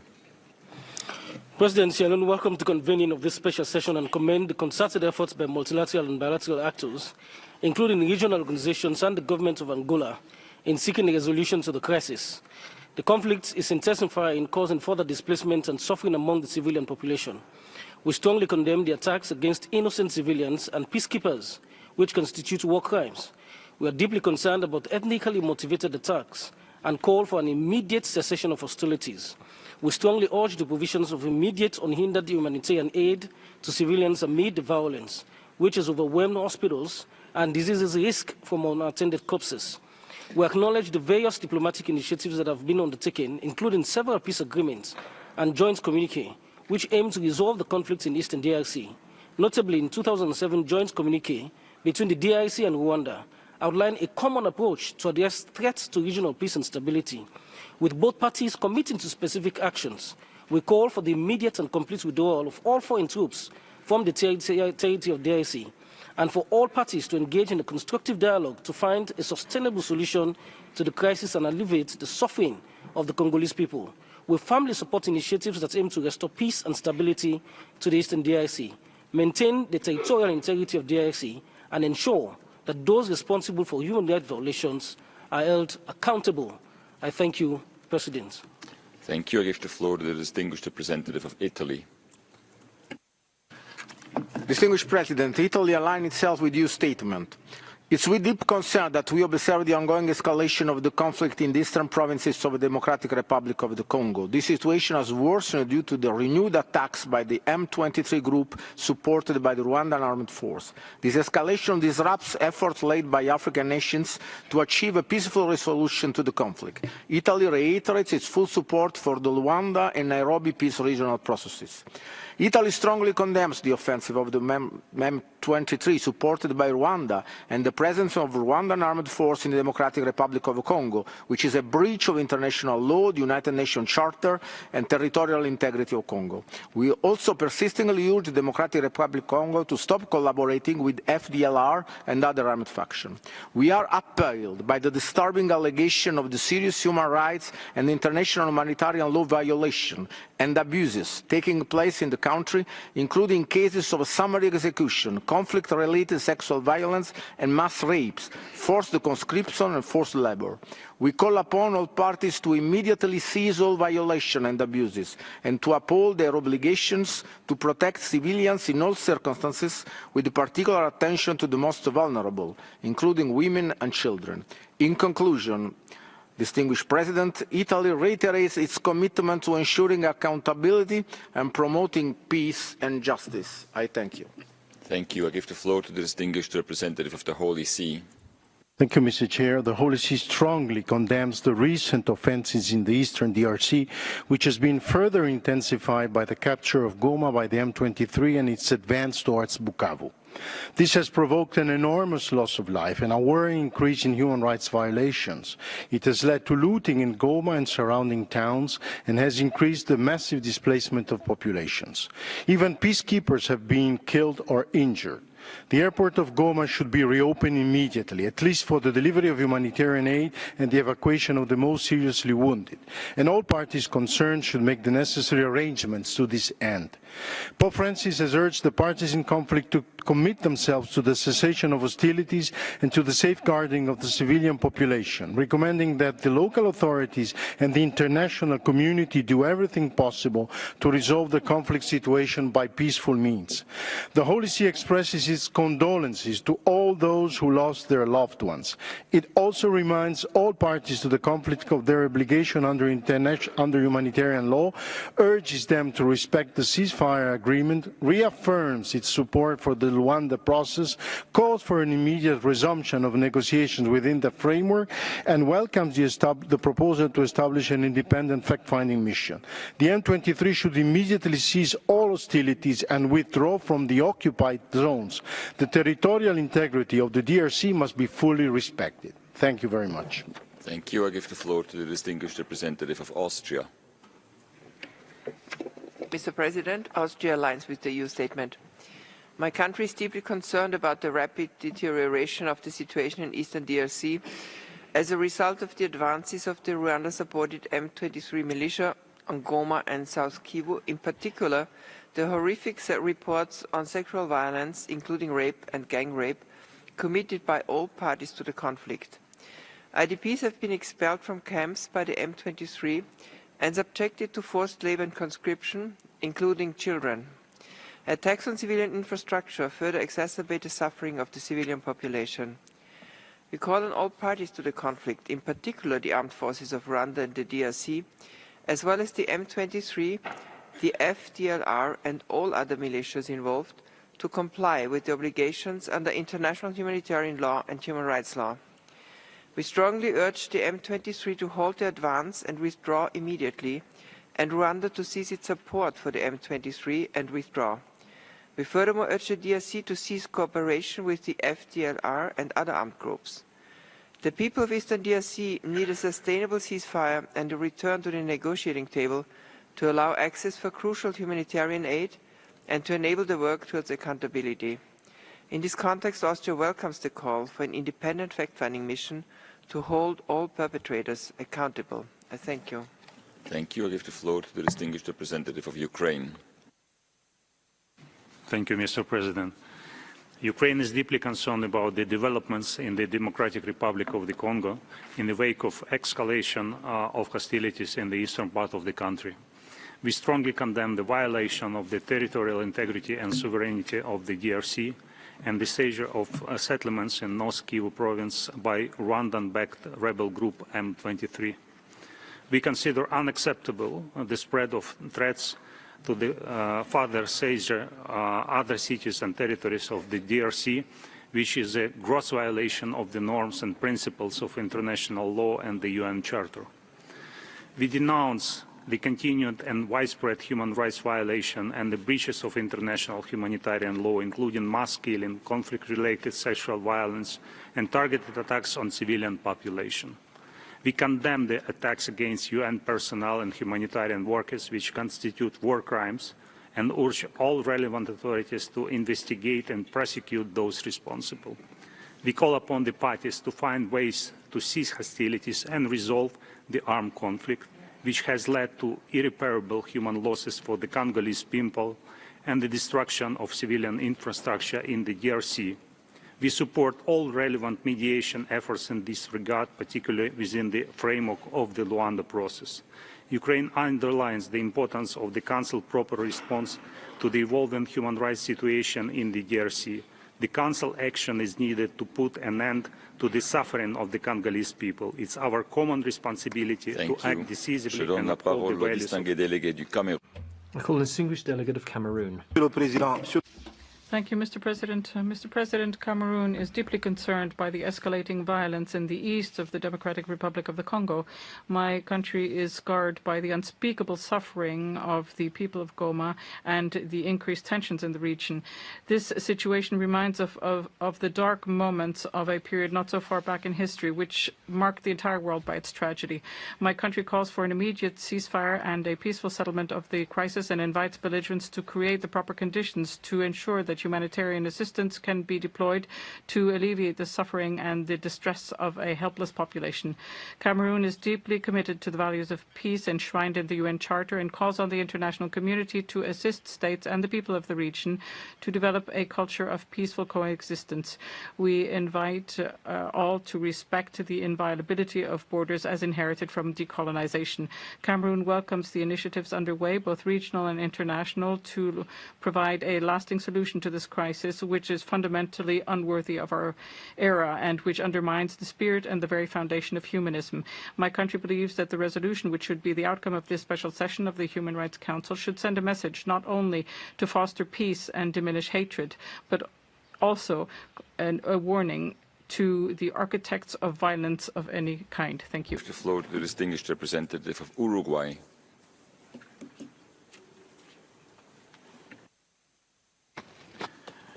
Gracias.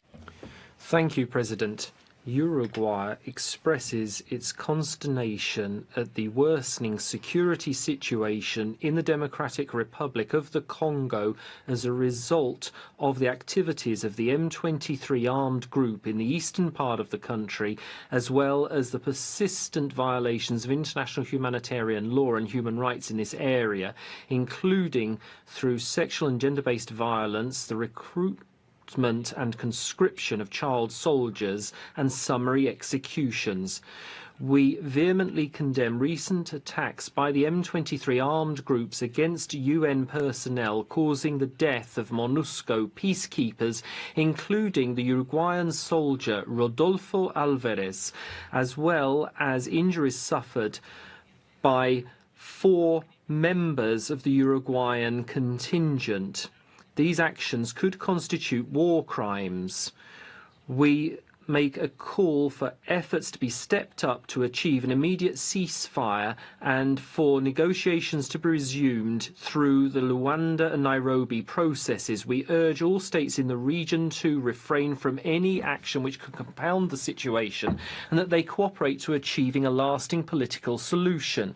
Uruguay reiterates its commitment to peace in the Democratic Republic of the Congo and reiterates its support to MONUSCO at this critical time. Thank you. Thank you. I give the floor to the distinguished representative of Uganda. Thank you, Mr. President. Uganda is deeply concerned by the current developments in the eastern part of the DRC. As one of the close neighbors to DRC, we have witnessed firsthand on the front line the devastating conflict that continues to cause loss of life, destruction of property, displacement of thousands of people that not only affects the region but exacerbates the refugee crisis in our country. And therefore, Uganda would like to underline the following. 1, urgent need for an immediate ceasefire to avert any further devastation and revert to dialogue. 2, call upon all parties to the conflict to pave way for unhindered access for humanitarian support to the civilians in the eastern part of the DRC. And 3, call on the international community to support the regional efforts being led by the East African Community and SADC to find a lasting solution to the conflict. Uganda is committed to continue working bilaterally with the DRC and through the existing regional frameworks to support efforts to restore peace and stability. And we call upon the international community and this Council to do the same. Thank you, Mr. President. Thank you. Je donne la parole au I call on the distinguished delegate of Canada. Merci, Monsieur le Président. Thank you, President. Canada is seriously worried about the escalating violence in the eastern RDC following the occupation of Goma by the M23, which is supported by the Rwanda Defense Forces. We denounce widespread atrocities in the eastern DRC, including illegal attacks on civilians, displaced persons, and humanitarian actors, as well as massacres and abductions. We're worried about reports of conflict-related sexual violence against women and girls. These acts are heinous and are a violation of obligations under international law. Canada calls for an immediate halt to illegal attacks on civilians and civilian property, and we support the establishment of an independent fact-finding mission to hold the perpetrators for these violations accountable. We call attention to the fact that deliberate attacks on peacekeeping personnel are tantamount to war crimes. Canada calls on the M23 to halt its operations and Rwanda to withdraw its support and its presence from the country. We support humanitarian personnel's efforts and we call for the territorial integrity of the RDC to be respected and for a constructive dialogue to be held between the DRC and Rwanda. Thank you. I call upon the distinguished representative of Australia. Thank you, President. Australia welcomes this special session of the Council at such a crucial time for the people of the Democratic Republic of the Congo. We are gravely concerned about the recent escalation of violence in the DRC, the devastating consequences for human rights, including the disproportionate impact on all women and children, and the potentially catastrophic implications for regional peace and security. We call for an immediate de-escalation, respect for the DRC's territorial integrity, and the withdrawal of Rwandan troops supporting the armed group M23's offensive on Goma. We are also deeply concerned by reports and documented cases of conflict-related sexual and gender-based violence and of the failure to protect humanitarian personnel. We support the calls in the resolution presented to this Council for the establishment of a mandate to investigate the facts and circumstances of these, and all alleged violations and abuses of human rights and violations of international humanitarian law in North and South Kivu. We support efforts to ensure accountability is established.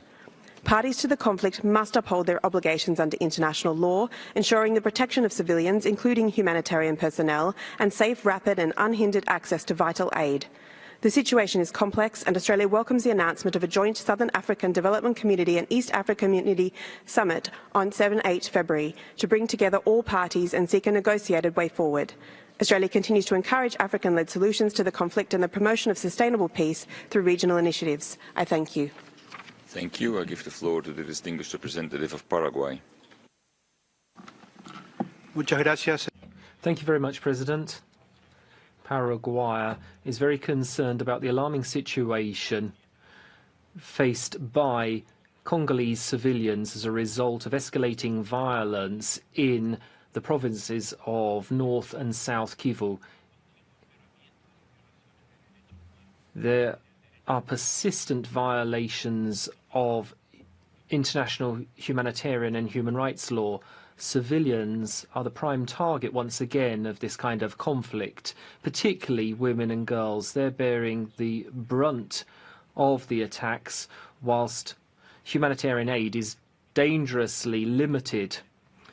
Hospitals are overwhelmed, and there are reports of massacres, summary executions, sexual violence, mass displacement, and attacks on humanitarian actors and civilian infrastructure.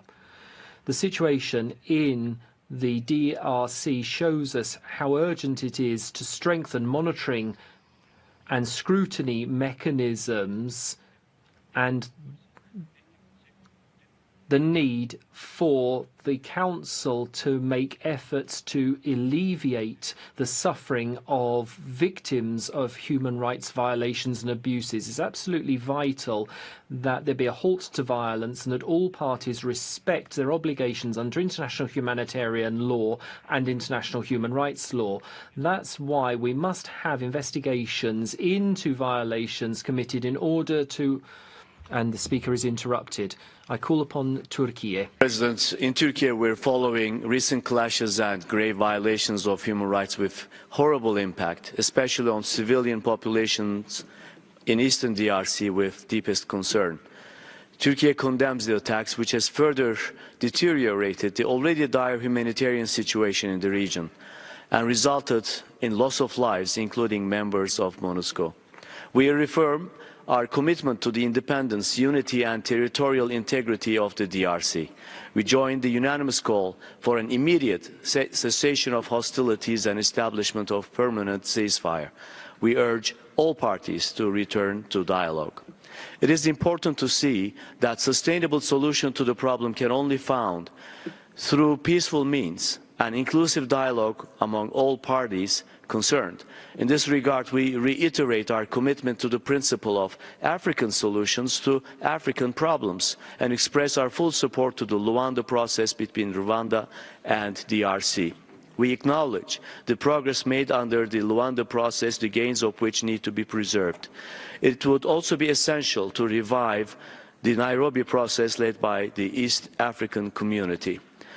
Mr. President, African ownership is essential. We trust that East African community and South African Development Community joint summit meeting, which is being held in Jerusalem today and tomorrow, would contribute to easing of the tension and provide a common ground for further deliberations and sustainable peace. Thank you. I give the floor to the distinguished representative of Guatemala.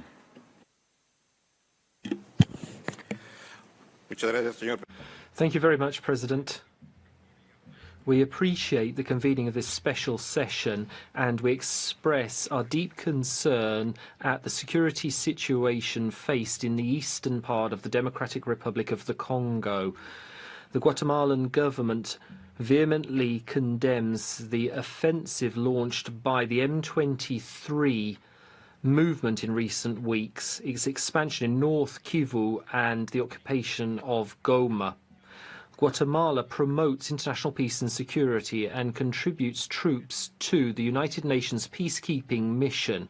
Since 2005, there's been a special forces contingent there comprising 182 officers. That's why we reiterate our unwavering support to ongoing peace efforts. The Luanda and Nairobi processes aimed at reducing tension in the DRC. We deplore the deaths of peacekeepers, which could constitute a war crime, and we pray for the swift recovery of the injured, including 2 Guatemalan officers. The human rights situation in the eastern DRC is alarming. We make an appeal for access to humanitarian assistance, basic health services, food and protection to be guaranteed, particularly for women and children. In addition, there's sexual and gender-based violence, which is of great concern. Representative of Zambia. Thank you, Mr. President. Zambia is deeply concerned with the reports on the deteriorating human rights situation in the Eastern Democratic Republic of the Congo arising from the ongoing conflict. We are saddened that civilians, including women and children, are bearing the brunt of the ongoing armed conflict, insecurity, and human rights abuses. We appreciate the ongoing mediation efforts through regional processes under SADC and EAC aimed at resolving the conflict and restore peace and stability. Zambia calls on the regional and international community to urgently prioritize the protection of civilians, provision of humanitarian assistance, and ensure the effective application of human rights and humanitarian law. It is essential and urgent that we work together to address the root causes of the conflict to ensure lasting peace and security in the DRC, which will not only benefit its citizens, but also the wider region. I thank you. Thank you. I give the floor to the distinguished representative of Pakistan. Thank you. Mr. President, the Council meets today to address yet another human rights crisis created by use of military force against civilians.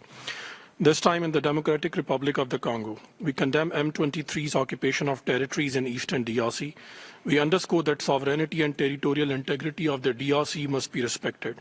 Pakistan joins other delegations in condemning acts of mass killings, sexual violence, and other human rights violations, and is gravely concerned at the increasing scale and the growing intensity of violence perpetrated. We echo the calls by the High Commissioner for urgent action to stem grave human rights crisis in the region. As a major contributor to the UN peacekeeping forces, Pakistan condemns the attacks on UN peacekeepers and urges all parties to be mindful that such attacks may constitute war crimes.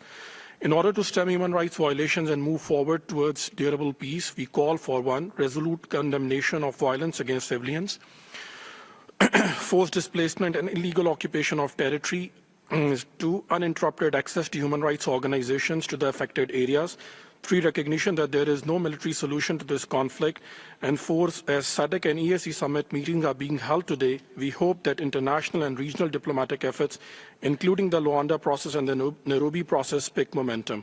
Finally, we hope that the Council will respond to this crisis while acting within its mandate and with consensus. I thank you. Thank you. I give the floor to the distinguished representative of India. Thank you, Mr. President. We are deeply concerned about the deteriorating security and humanitarian situation in Eastern Democratic Republic of Congo, which has serious implications for peace and security in that region.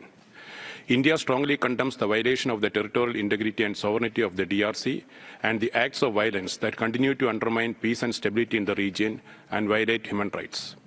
India formally supports regional diplomatic initiatives such as the Luanda process and the Nairobi process, which could play a crucial role in fostering dialogue, de-escalating tensions, and promoting a peaceful resolution to the conflict.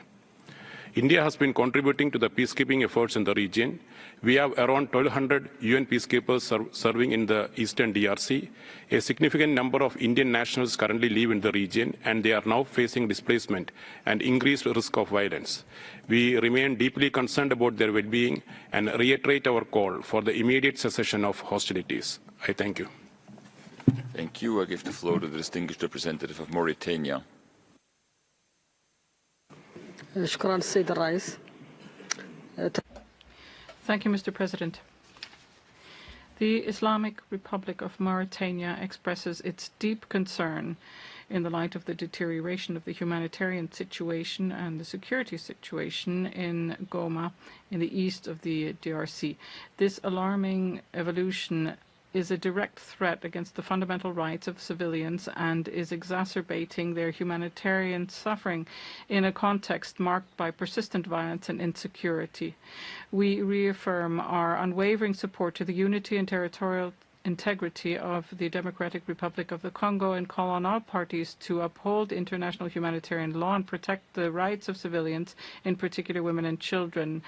We urge the Human Rights Council and the international community to take urgent measures to guarantee the protection of civilians and ensure unimpeded access to humanitarian aid. We reiterate our firm commitment to the fundamental principles of human rights, and we welcome efforts of the Human Rights Council to fight violations and promote accountability. We urge all to work for peace and security in the region.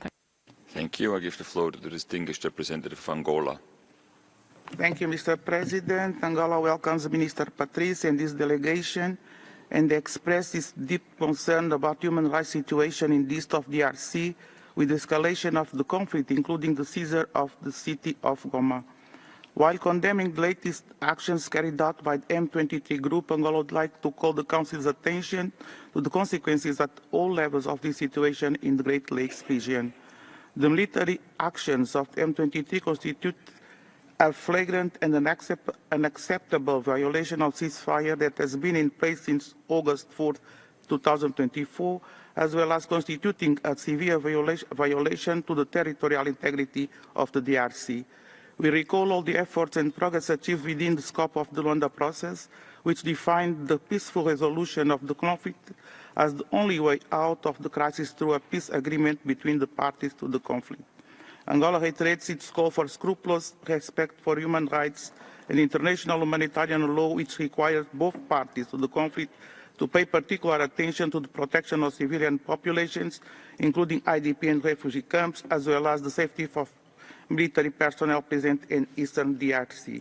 Angola reaffirms President Lourenço's firm commitment to continue to play its role as EU mediator between the DRC and Rwanda, as well as welcomes all the diplomatic efforts currently underway to achieve security and peace, including the joint SADC EAC summit and others to follow. I thank you, Mr. President. Thank you. I give the floor to the distinguished representative of Malta. Thank you, Mr. President. Malta aligns itself with the statement by the European Union. The situation in the eastern regions of the Democratic Republic of the Congo is one of serious concern. As the High Commissioner warned on 28 January, as violence and urban conflict escalate within Goma, civilians face grave risks. These actions only serve to exacerbate an already dire situation which civilians are facing on a daily basis. Credible reports of rampant sexual and gender-based violence perpetrated in Goma and South Kivu are condemnable, and we call for these actions to immediately stop and for those responsible to be brought to justice.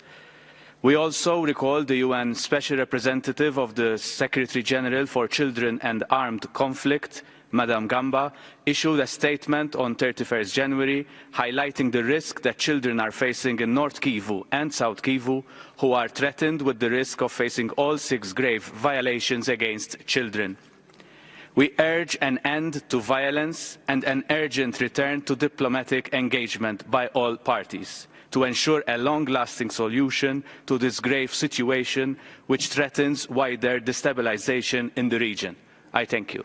Thank you. I give the floor to the distinguished representative of Peru.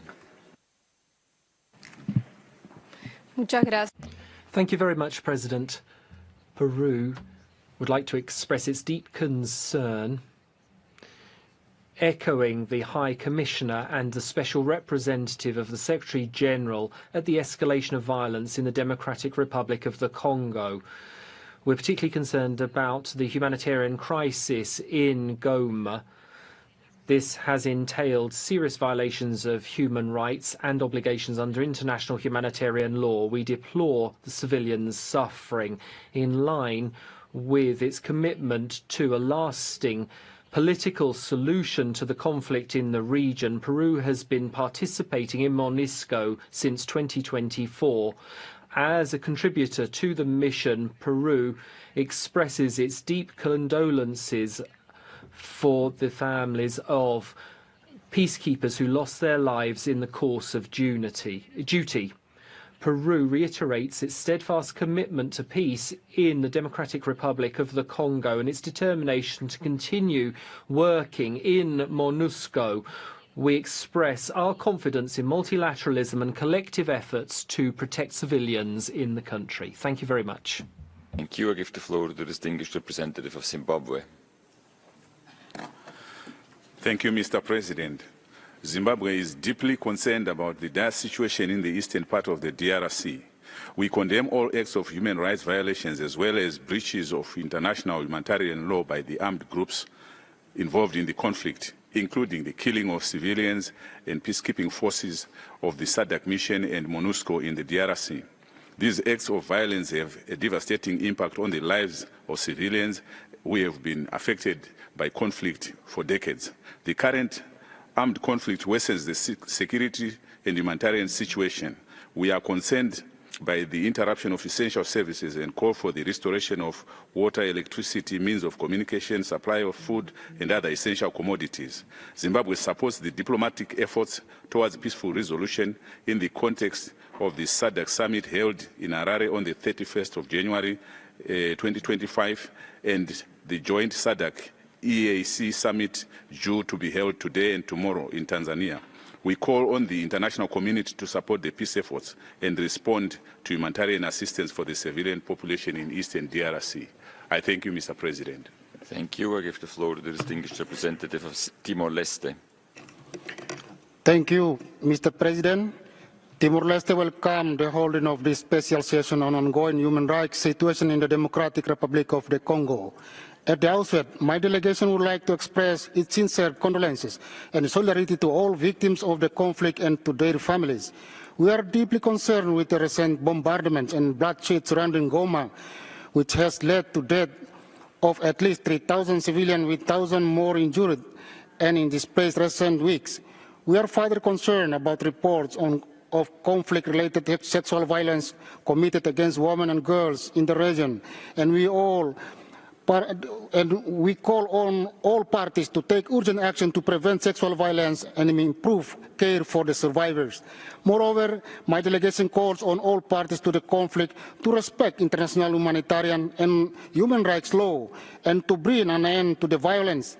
We encourage the leaders of involved parties to engage in constructive dialogue with the aim of finding a peaceful solution to the prolonged conflict and bring an end to the suffering of those in the region. Finally, Timor-Leste call upon the international community to support the facilitate such constructive engagement and dialogue between the parties to reach a solution that prioritizes the human rights and well-being of the Congolese people. I thank you, President.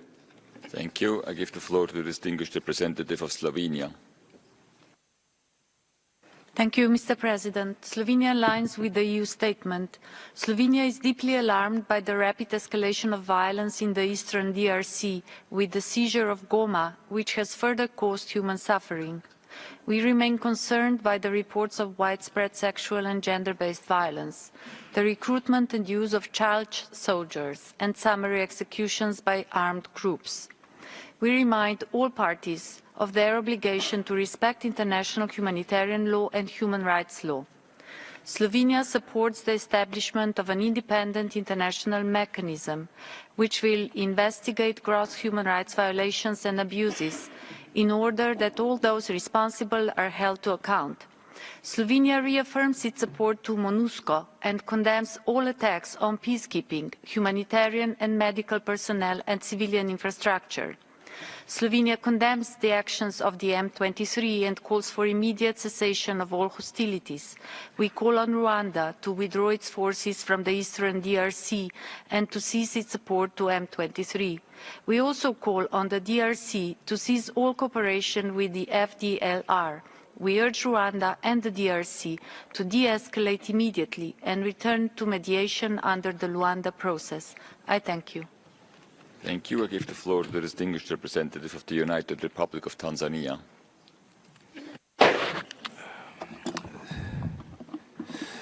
Thank you, Mr. President. The United Republic of Tanzania welcomes the holding of this special session. It is unfortunate that the recent conflict in the east of the Democratic Republic of the Congo has not only led to the killing of innocent civilians and destruction of infrastructure, but also worsened the security and humanitarian situation. It is important to respect international law and, for purposes of this session, human rights and international humanitarian law. We express our condolences for the innocent lives lost and wish the injured a speedy recovery. In this regard, we urge for the immediate restoration of humanitarian services to people and communities affected by the conflict. As the United Republic of Tanzania hosts the joint summit of East Africa Community and SADC on the situation in the Democratic Republic of the Congo, we further commend all regional and international efforts for peace and call upon the international community to continue supporting diplomatic efforts to end the conflict in the east of DRC through peaceful means, and for the concerned parties to engage in dialogue aimed at finding the lasting peace in the country. I thank you. Thank you. I give the floor to the distinguished representative of South Sudan. Mr. President, South Sudan has been closely following the unfortunate events taking place in the east of DRC as a neighboring country of which we share common borders and ethnic groups. We firmly believe that the best way to resolve this ongoing conflict is through peaceful dialogue. Based on this steadfast position, my President, His Excellency Salva Kiir Mayardit, led a mediation during his tenure as a chairperson of the East African Community. We fully support the ongoing collective efforts by the leaders of South African Development Community and East African Community to address this conflict with the aim to reach peaceful settlement. These efforts are in line with the objective of finding African solutions for African problems, as well as with the agenda to silence the guns by 2030. South Sudan calls on the international community and partners to support these joint efforts and to deliver humanitarian assistance to those affected by the crisis. I thank you, Mr. President.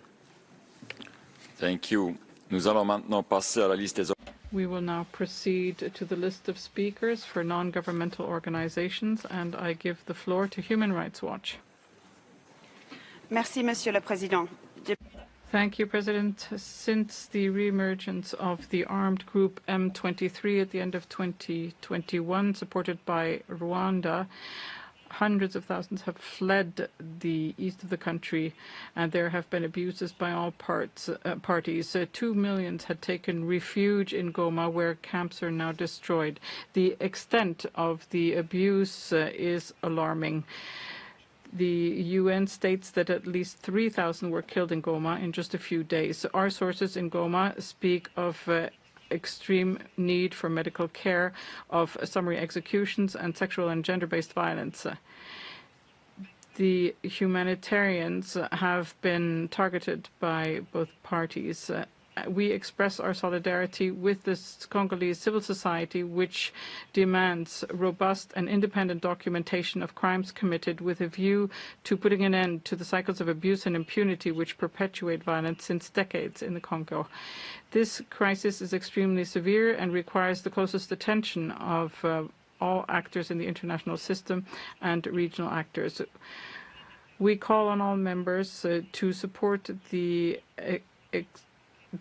creation of this important mandate and to ensure that there's a proper fight against impunity, to ensure the rights of victims and the survivors to justice and reparations. We call for the establishment of an urgent creation of such a mandate without delay. Thank you. Federation for Human Rights Leagues. La FIDH et ses partenaires de la société. The Federation and its partners of the Congolese civil society are deeply concerned by the violation of human rights and international humanitarian right in Goma in the north and south of Kivu since the arrival of M23 and the Rwandan forces fighting the FARDC and their allies. The situation of human rights defenders is particularly alarming as they are targeted by both sides. Our organization is particularly concerned by information reporting rapes of hundreds of women in the aftermath of the prison break in Munzenze in Goma. When the M23 entered town, these women subsequently died in a fire. The situation of armed conflict has lasted for 30 years. Impunity and the lack of truth, justice, and reparations for crimes that the populations of this region were subjected to feed into cycles of armed conflict. The international community must act quickly and robustly. Our organizations demand the establishment of an independent mechanism of inquiry to cover all crimes committed by all parties in conflict in the east of the DRC since the resurgence of the M23 end of 2021.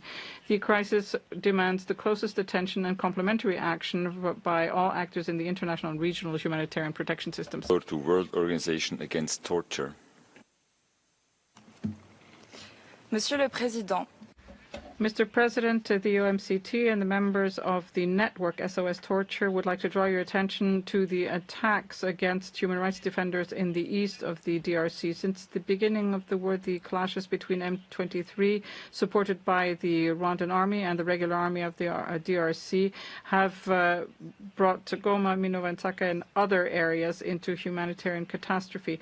At least 3,000 were killed and thousands of others were injured in less than 2 weeks. Human rights defenders are prevented from accessing victims and supporting them.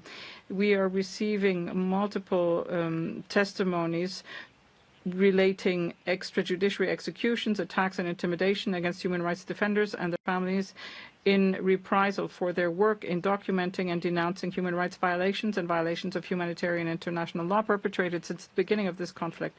We call on the Council to adopt a resolution establishing an mechanism for international inquiry, cooperating with human rights defenders to collect, verify, and ensure the safety of information and evidence. The OMCT calls on states to do everything to guarantee the physical integrity of human rights defenders and members of their family. And finally, we call on stakeholders to guarantee the full participation of human rights defenders in negotiations for a lasting peace. Thank you for your attention.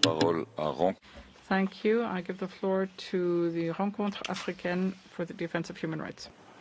Monsieur le Président. Mr.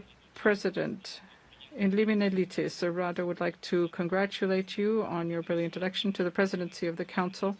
Our organization has witnessed the immense contribution of Switzerland to strengthening international cooperation in the area of human rights, and we are pleased at this. Nevertheless, we are concerned at the situation in the east of the DRC, which has been subjected to an armed conflict since the 22nd of January, opposing the M23, supported by Rwanda, to the Congolese armed forces in the province of North Kivu. We deplore the escalating violence marked by the deterioration of the humanitarian situation, the rise in verbal hatred, as well as the disruption of diplomatic relations between the countries. Given this situation, RADO condemns the offensive of M23 and denounces attacks against Moscow personnel and the looting of their sites. Given the gravity of the crisis, we require the establishment of humanitarian corridors between Goma, Minova, and Bukavu to provide essential foodstuffs, rotate humanitarian personnel, and provide for the secure movements of civilians. We call on all parties to engage in an immediate ceasefire.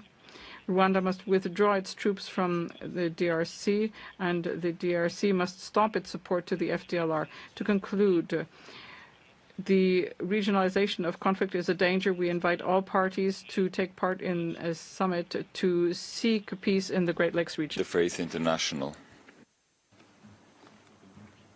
Monsieur le Président, Mr. President, Interfaith International expresses its deep concern given the systematic deterioration of the human rights situation in the east of the DRC since the taking of Goma by the M23 and the Rwandan Defense Forces. Indeed, we are concerned at the increased cases of ethnic and racial violence in this conflict, which may turn this into a regional conflict if nothing is done. It is imperative that all parties put an end to hostilities and engage in political dialogue which is constructive in order to alleviate the plight of civilians. Given the tragic humanitarian situation, we call for a revitalization of the Luanda process towards an immediate ceasefire. It is time for this session to adopt a firm decision to bring together all the necessary tools to ensure that there is accountability for destabilization in the DRC. And to conclude, we reiterate our support to MONUSCO, in particular in their work to protect civilians. To conclude, we reaffirm our commitment to the preservation of the territorial integrity of the DRC. Thank you. Thank you. I give the floor to the Center for International Trade. Thank you, Mr. President. CICID welcomes the holding of the special session on the DRC. We demand that human rights violations perpetrated in the east of the DRC cease immediately. These violations result from the Rwandan actions of the Rwandan armed forces and their accomplices of the M23, which have led to systematic pillaging and of the resources of multinational enterprises. An effort must be made to ensure the traceability of commodities from the region and that there be an embargo on the arms trafficking. Sanctions should be handed down against the military officers responsible for these crimes, and there should be full accountability to ensure that justice reigns throughout the nation, upholding the rule of law and a fair due process. We call for an immediate ceasefire to ensure that the Council can undertake investigations to prosecute the main perpetrators of crime and sexual violence perpetrated since the beginning of this crisis. CICID reiterates its commitment to the Rwanda process and to the territorial integrity of the DRC. Thank you. I give the floor to Amnesty International. Mr. President, Amnesty International welcomes the holding of this special session. All parties to the conflict in the east of the DRC, including the Rwandan-backed M23 fighters, the Rwandan and Congolese armies, and their allies, must prioritize the protection of civilians in the aftermath of the recent fighting in Goma. Civilians face a grave risk of human rights violations amidst this latest escalation. Over this past year, both sides have ramped up their use of explosive weapons in densely populated areas with devastating consequences for civilians. This must cease. Thousands of Congolese civilians are once again fleeing for their lives in desperate need of safety and humanitarian aid. Amnesty International calls on all parties to the conflict to prioritize the protection of civilians amidst this devastating violence. The M23, backed by Rwanda, must comply with international humanitarian law. They must ensure the safety of civilians, including human rights defenders and journalists, including those critical of Rwanda and the M23. They must also guarantee safe passage for fleeing civilians and allow and facilitate humanitarian access.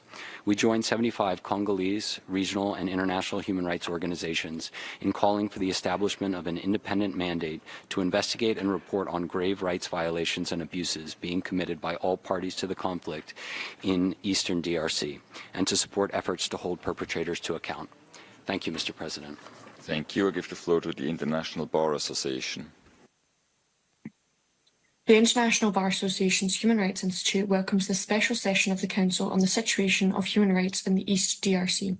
We are gravely concerned at serious human rights violations and abuses and the dire humanitarian situations in Eastern DRC intensified in January this year. In the recent onslaught in which the M23 took control of Goma, CSOs and media have reported killings, rapes, looting, forced labour and forced recruitment. The residents, along with hundreds of thousands of displaced people, have inadequate access to food, water and electricity. Under international humanitarian law, M23 and Rwandan forces have obligations to protect civilians and facilitate access to humanitarian assistance. The Abari urge to establish an independent mandate to investigate, collect, consolidate, preserve and analyse evidence on grave rights violations and abuses being committed by all parties to the conflict in Eastern DRC. Undertake a thorough investigation into all violations and abuses of crimes under international law by all parties to the current conflict. Establish the facts, circumstances and root causes of current violations and abuses, and identify, where possible, those responsible with a view to holding them to account. The creation of an independent mandate to investigate and report on grave rights violations and abuses would send an important message of deterrence to all parties. Thank you. I give the floor to Fiarkat.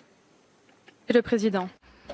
Mr. President, despite repeated alerts by civil society on the deterioration of the security situation in the east of the DRC and its impact on human rights throughout the country, with in particular the lifting of the moratorium on the death penalty and the targeting of human rights defenders and lawyers, the Congolese population continues to be the primary victim of the armed conflict.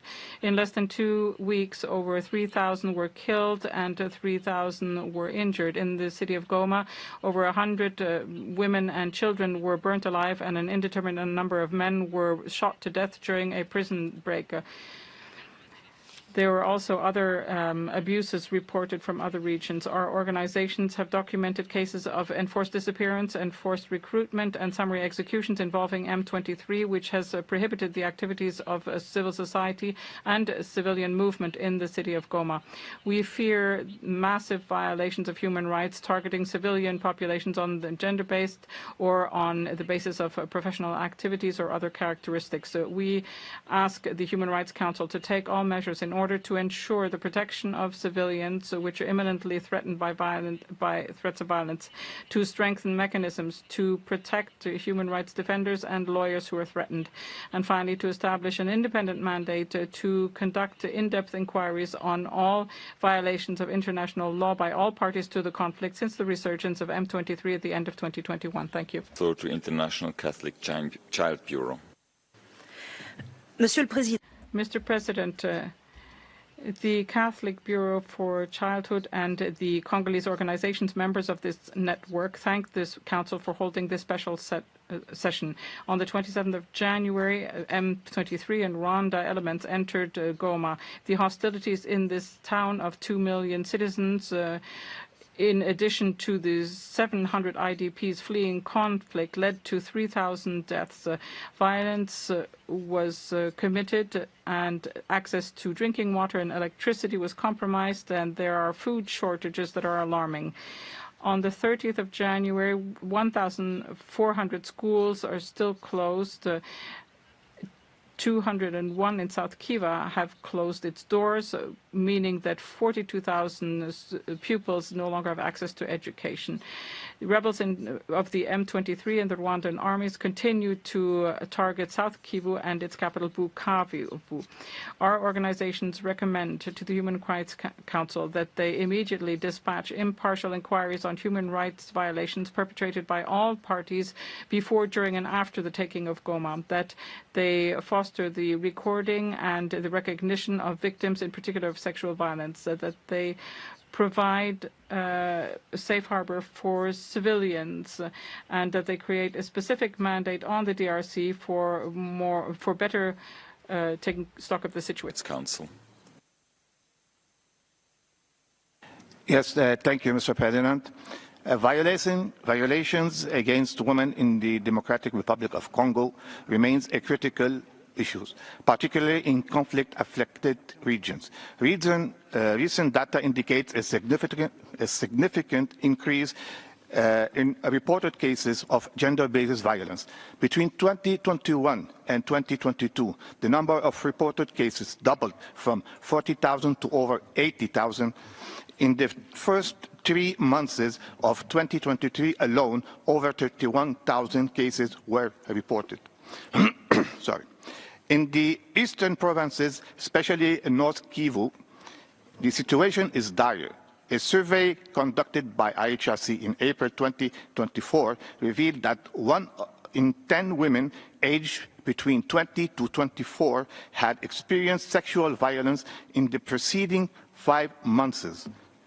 Between January and May 2024, our organizations treated almost 17,363 victims in North Kivu, with 70% of these assaults attributed to armed men.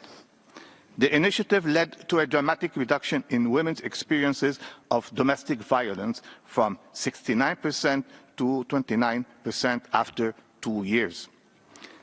UNHRC calls for accountability through the International Criminal Court, ICC, and other mechanisms. Thank you. I give the floor to Trial International. Monsieur le Président.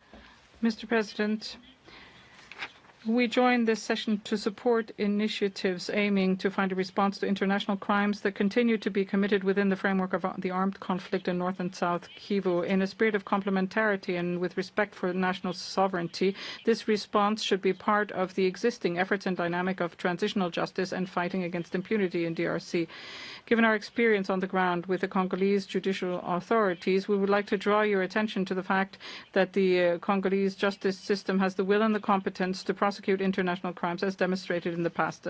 To preserve these achievements, we call on the Congolese government and their partners to deploy all necessary efforts to ensure that sensitive case documents relating to these investigations are safe, in order to avoid their falling into the wrong hands. Moreover, it is urgent to transfer detainees for judgment to to prisons towards a safer area.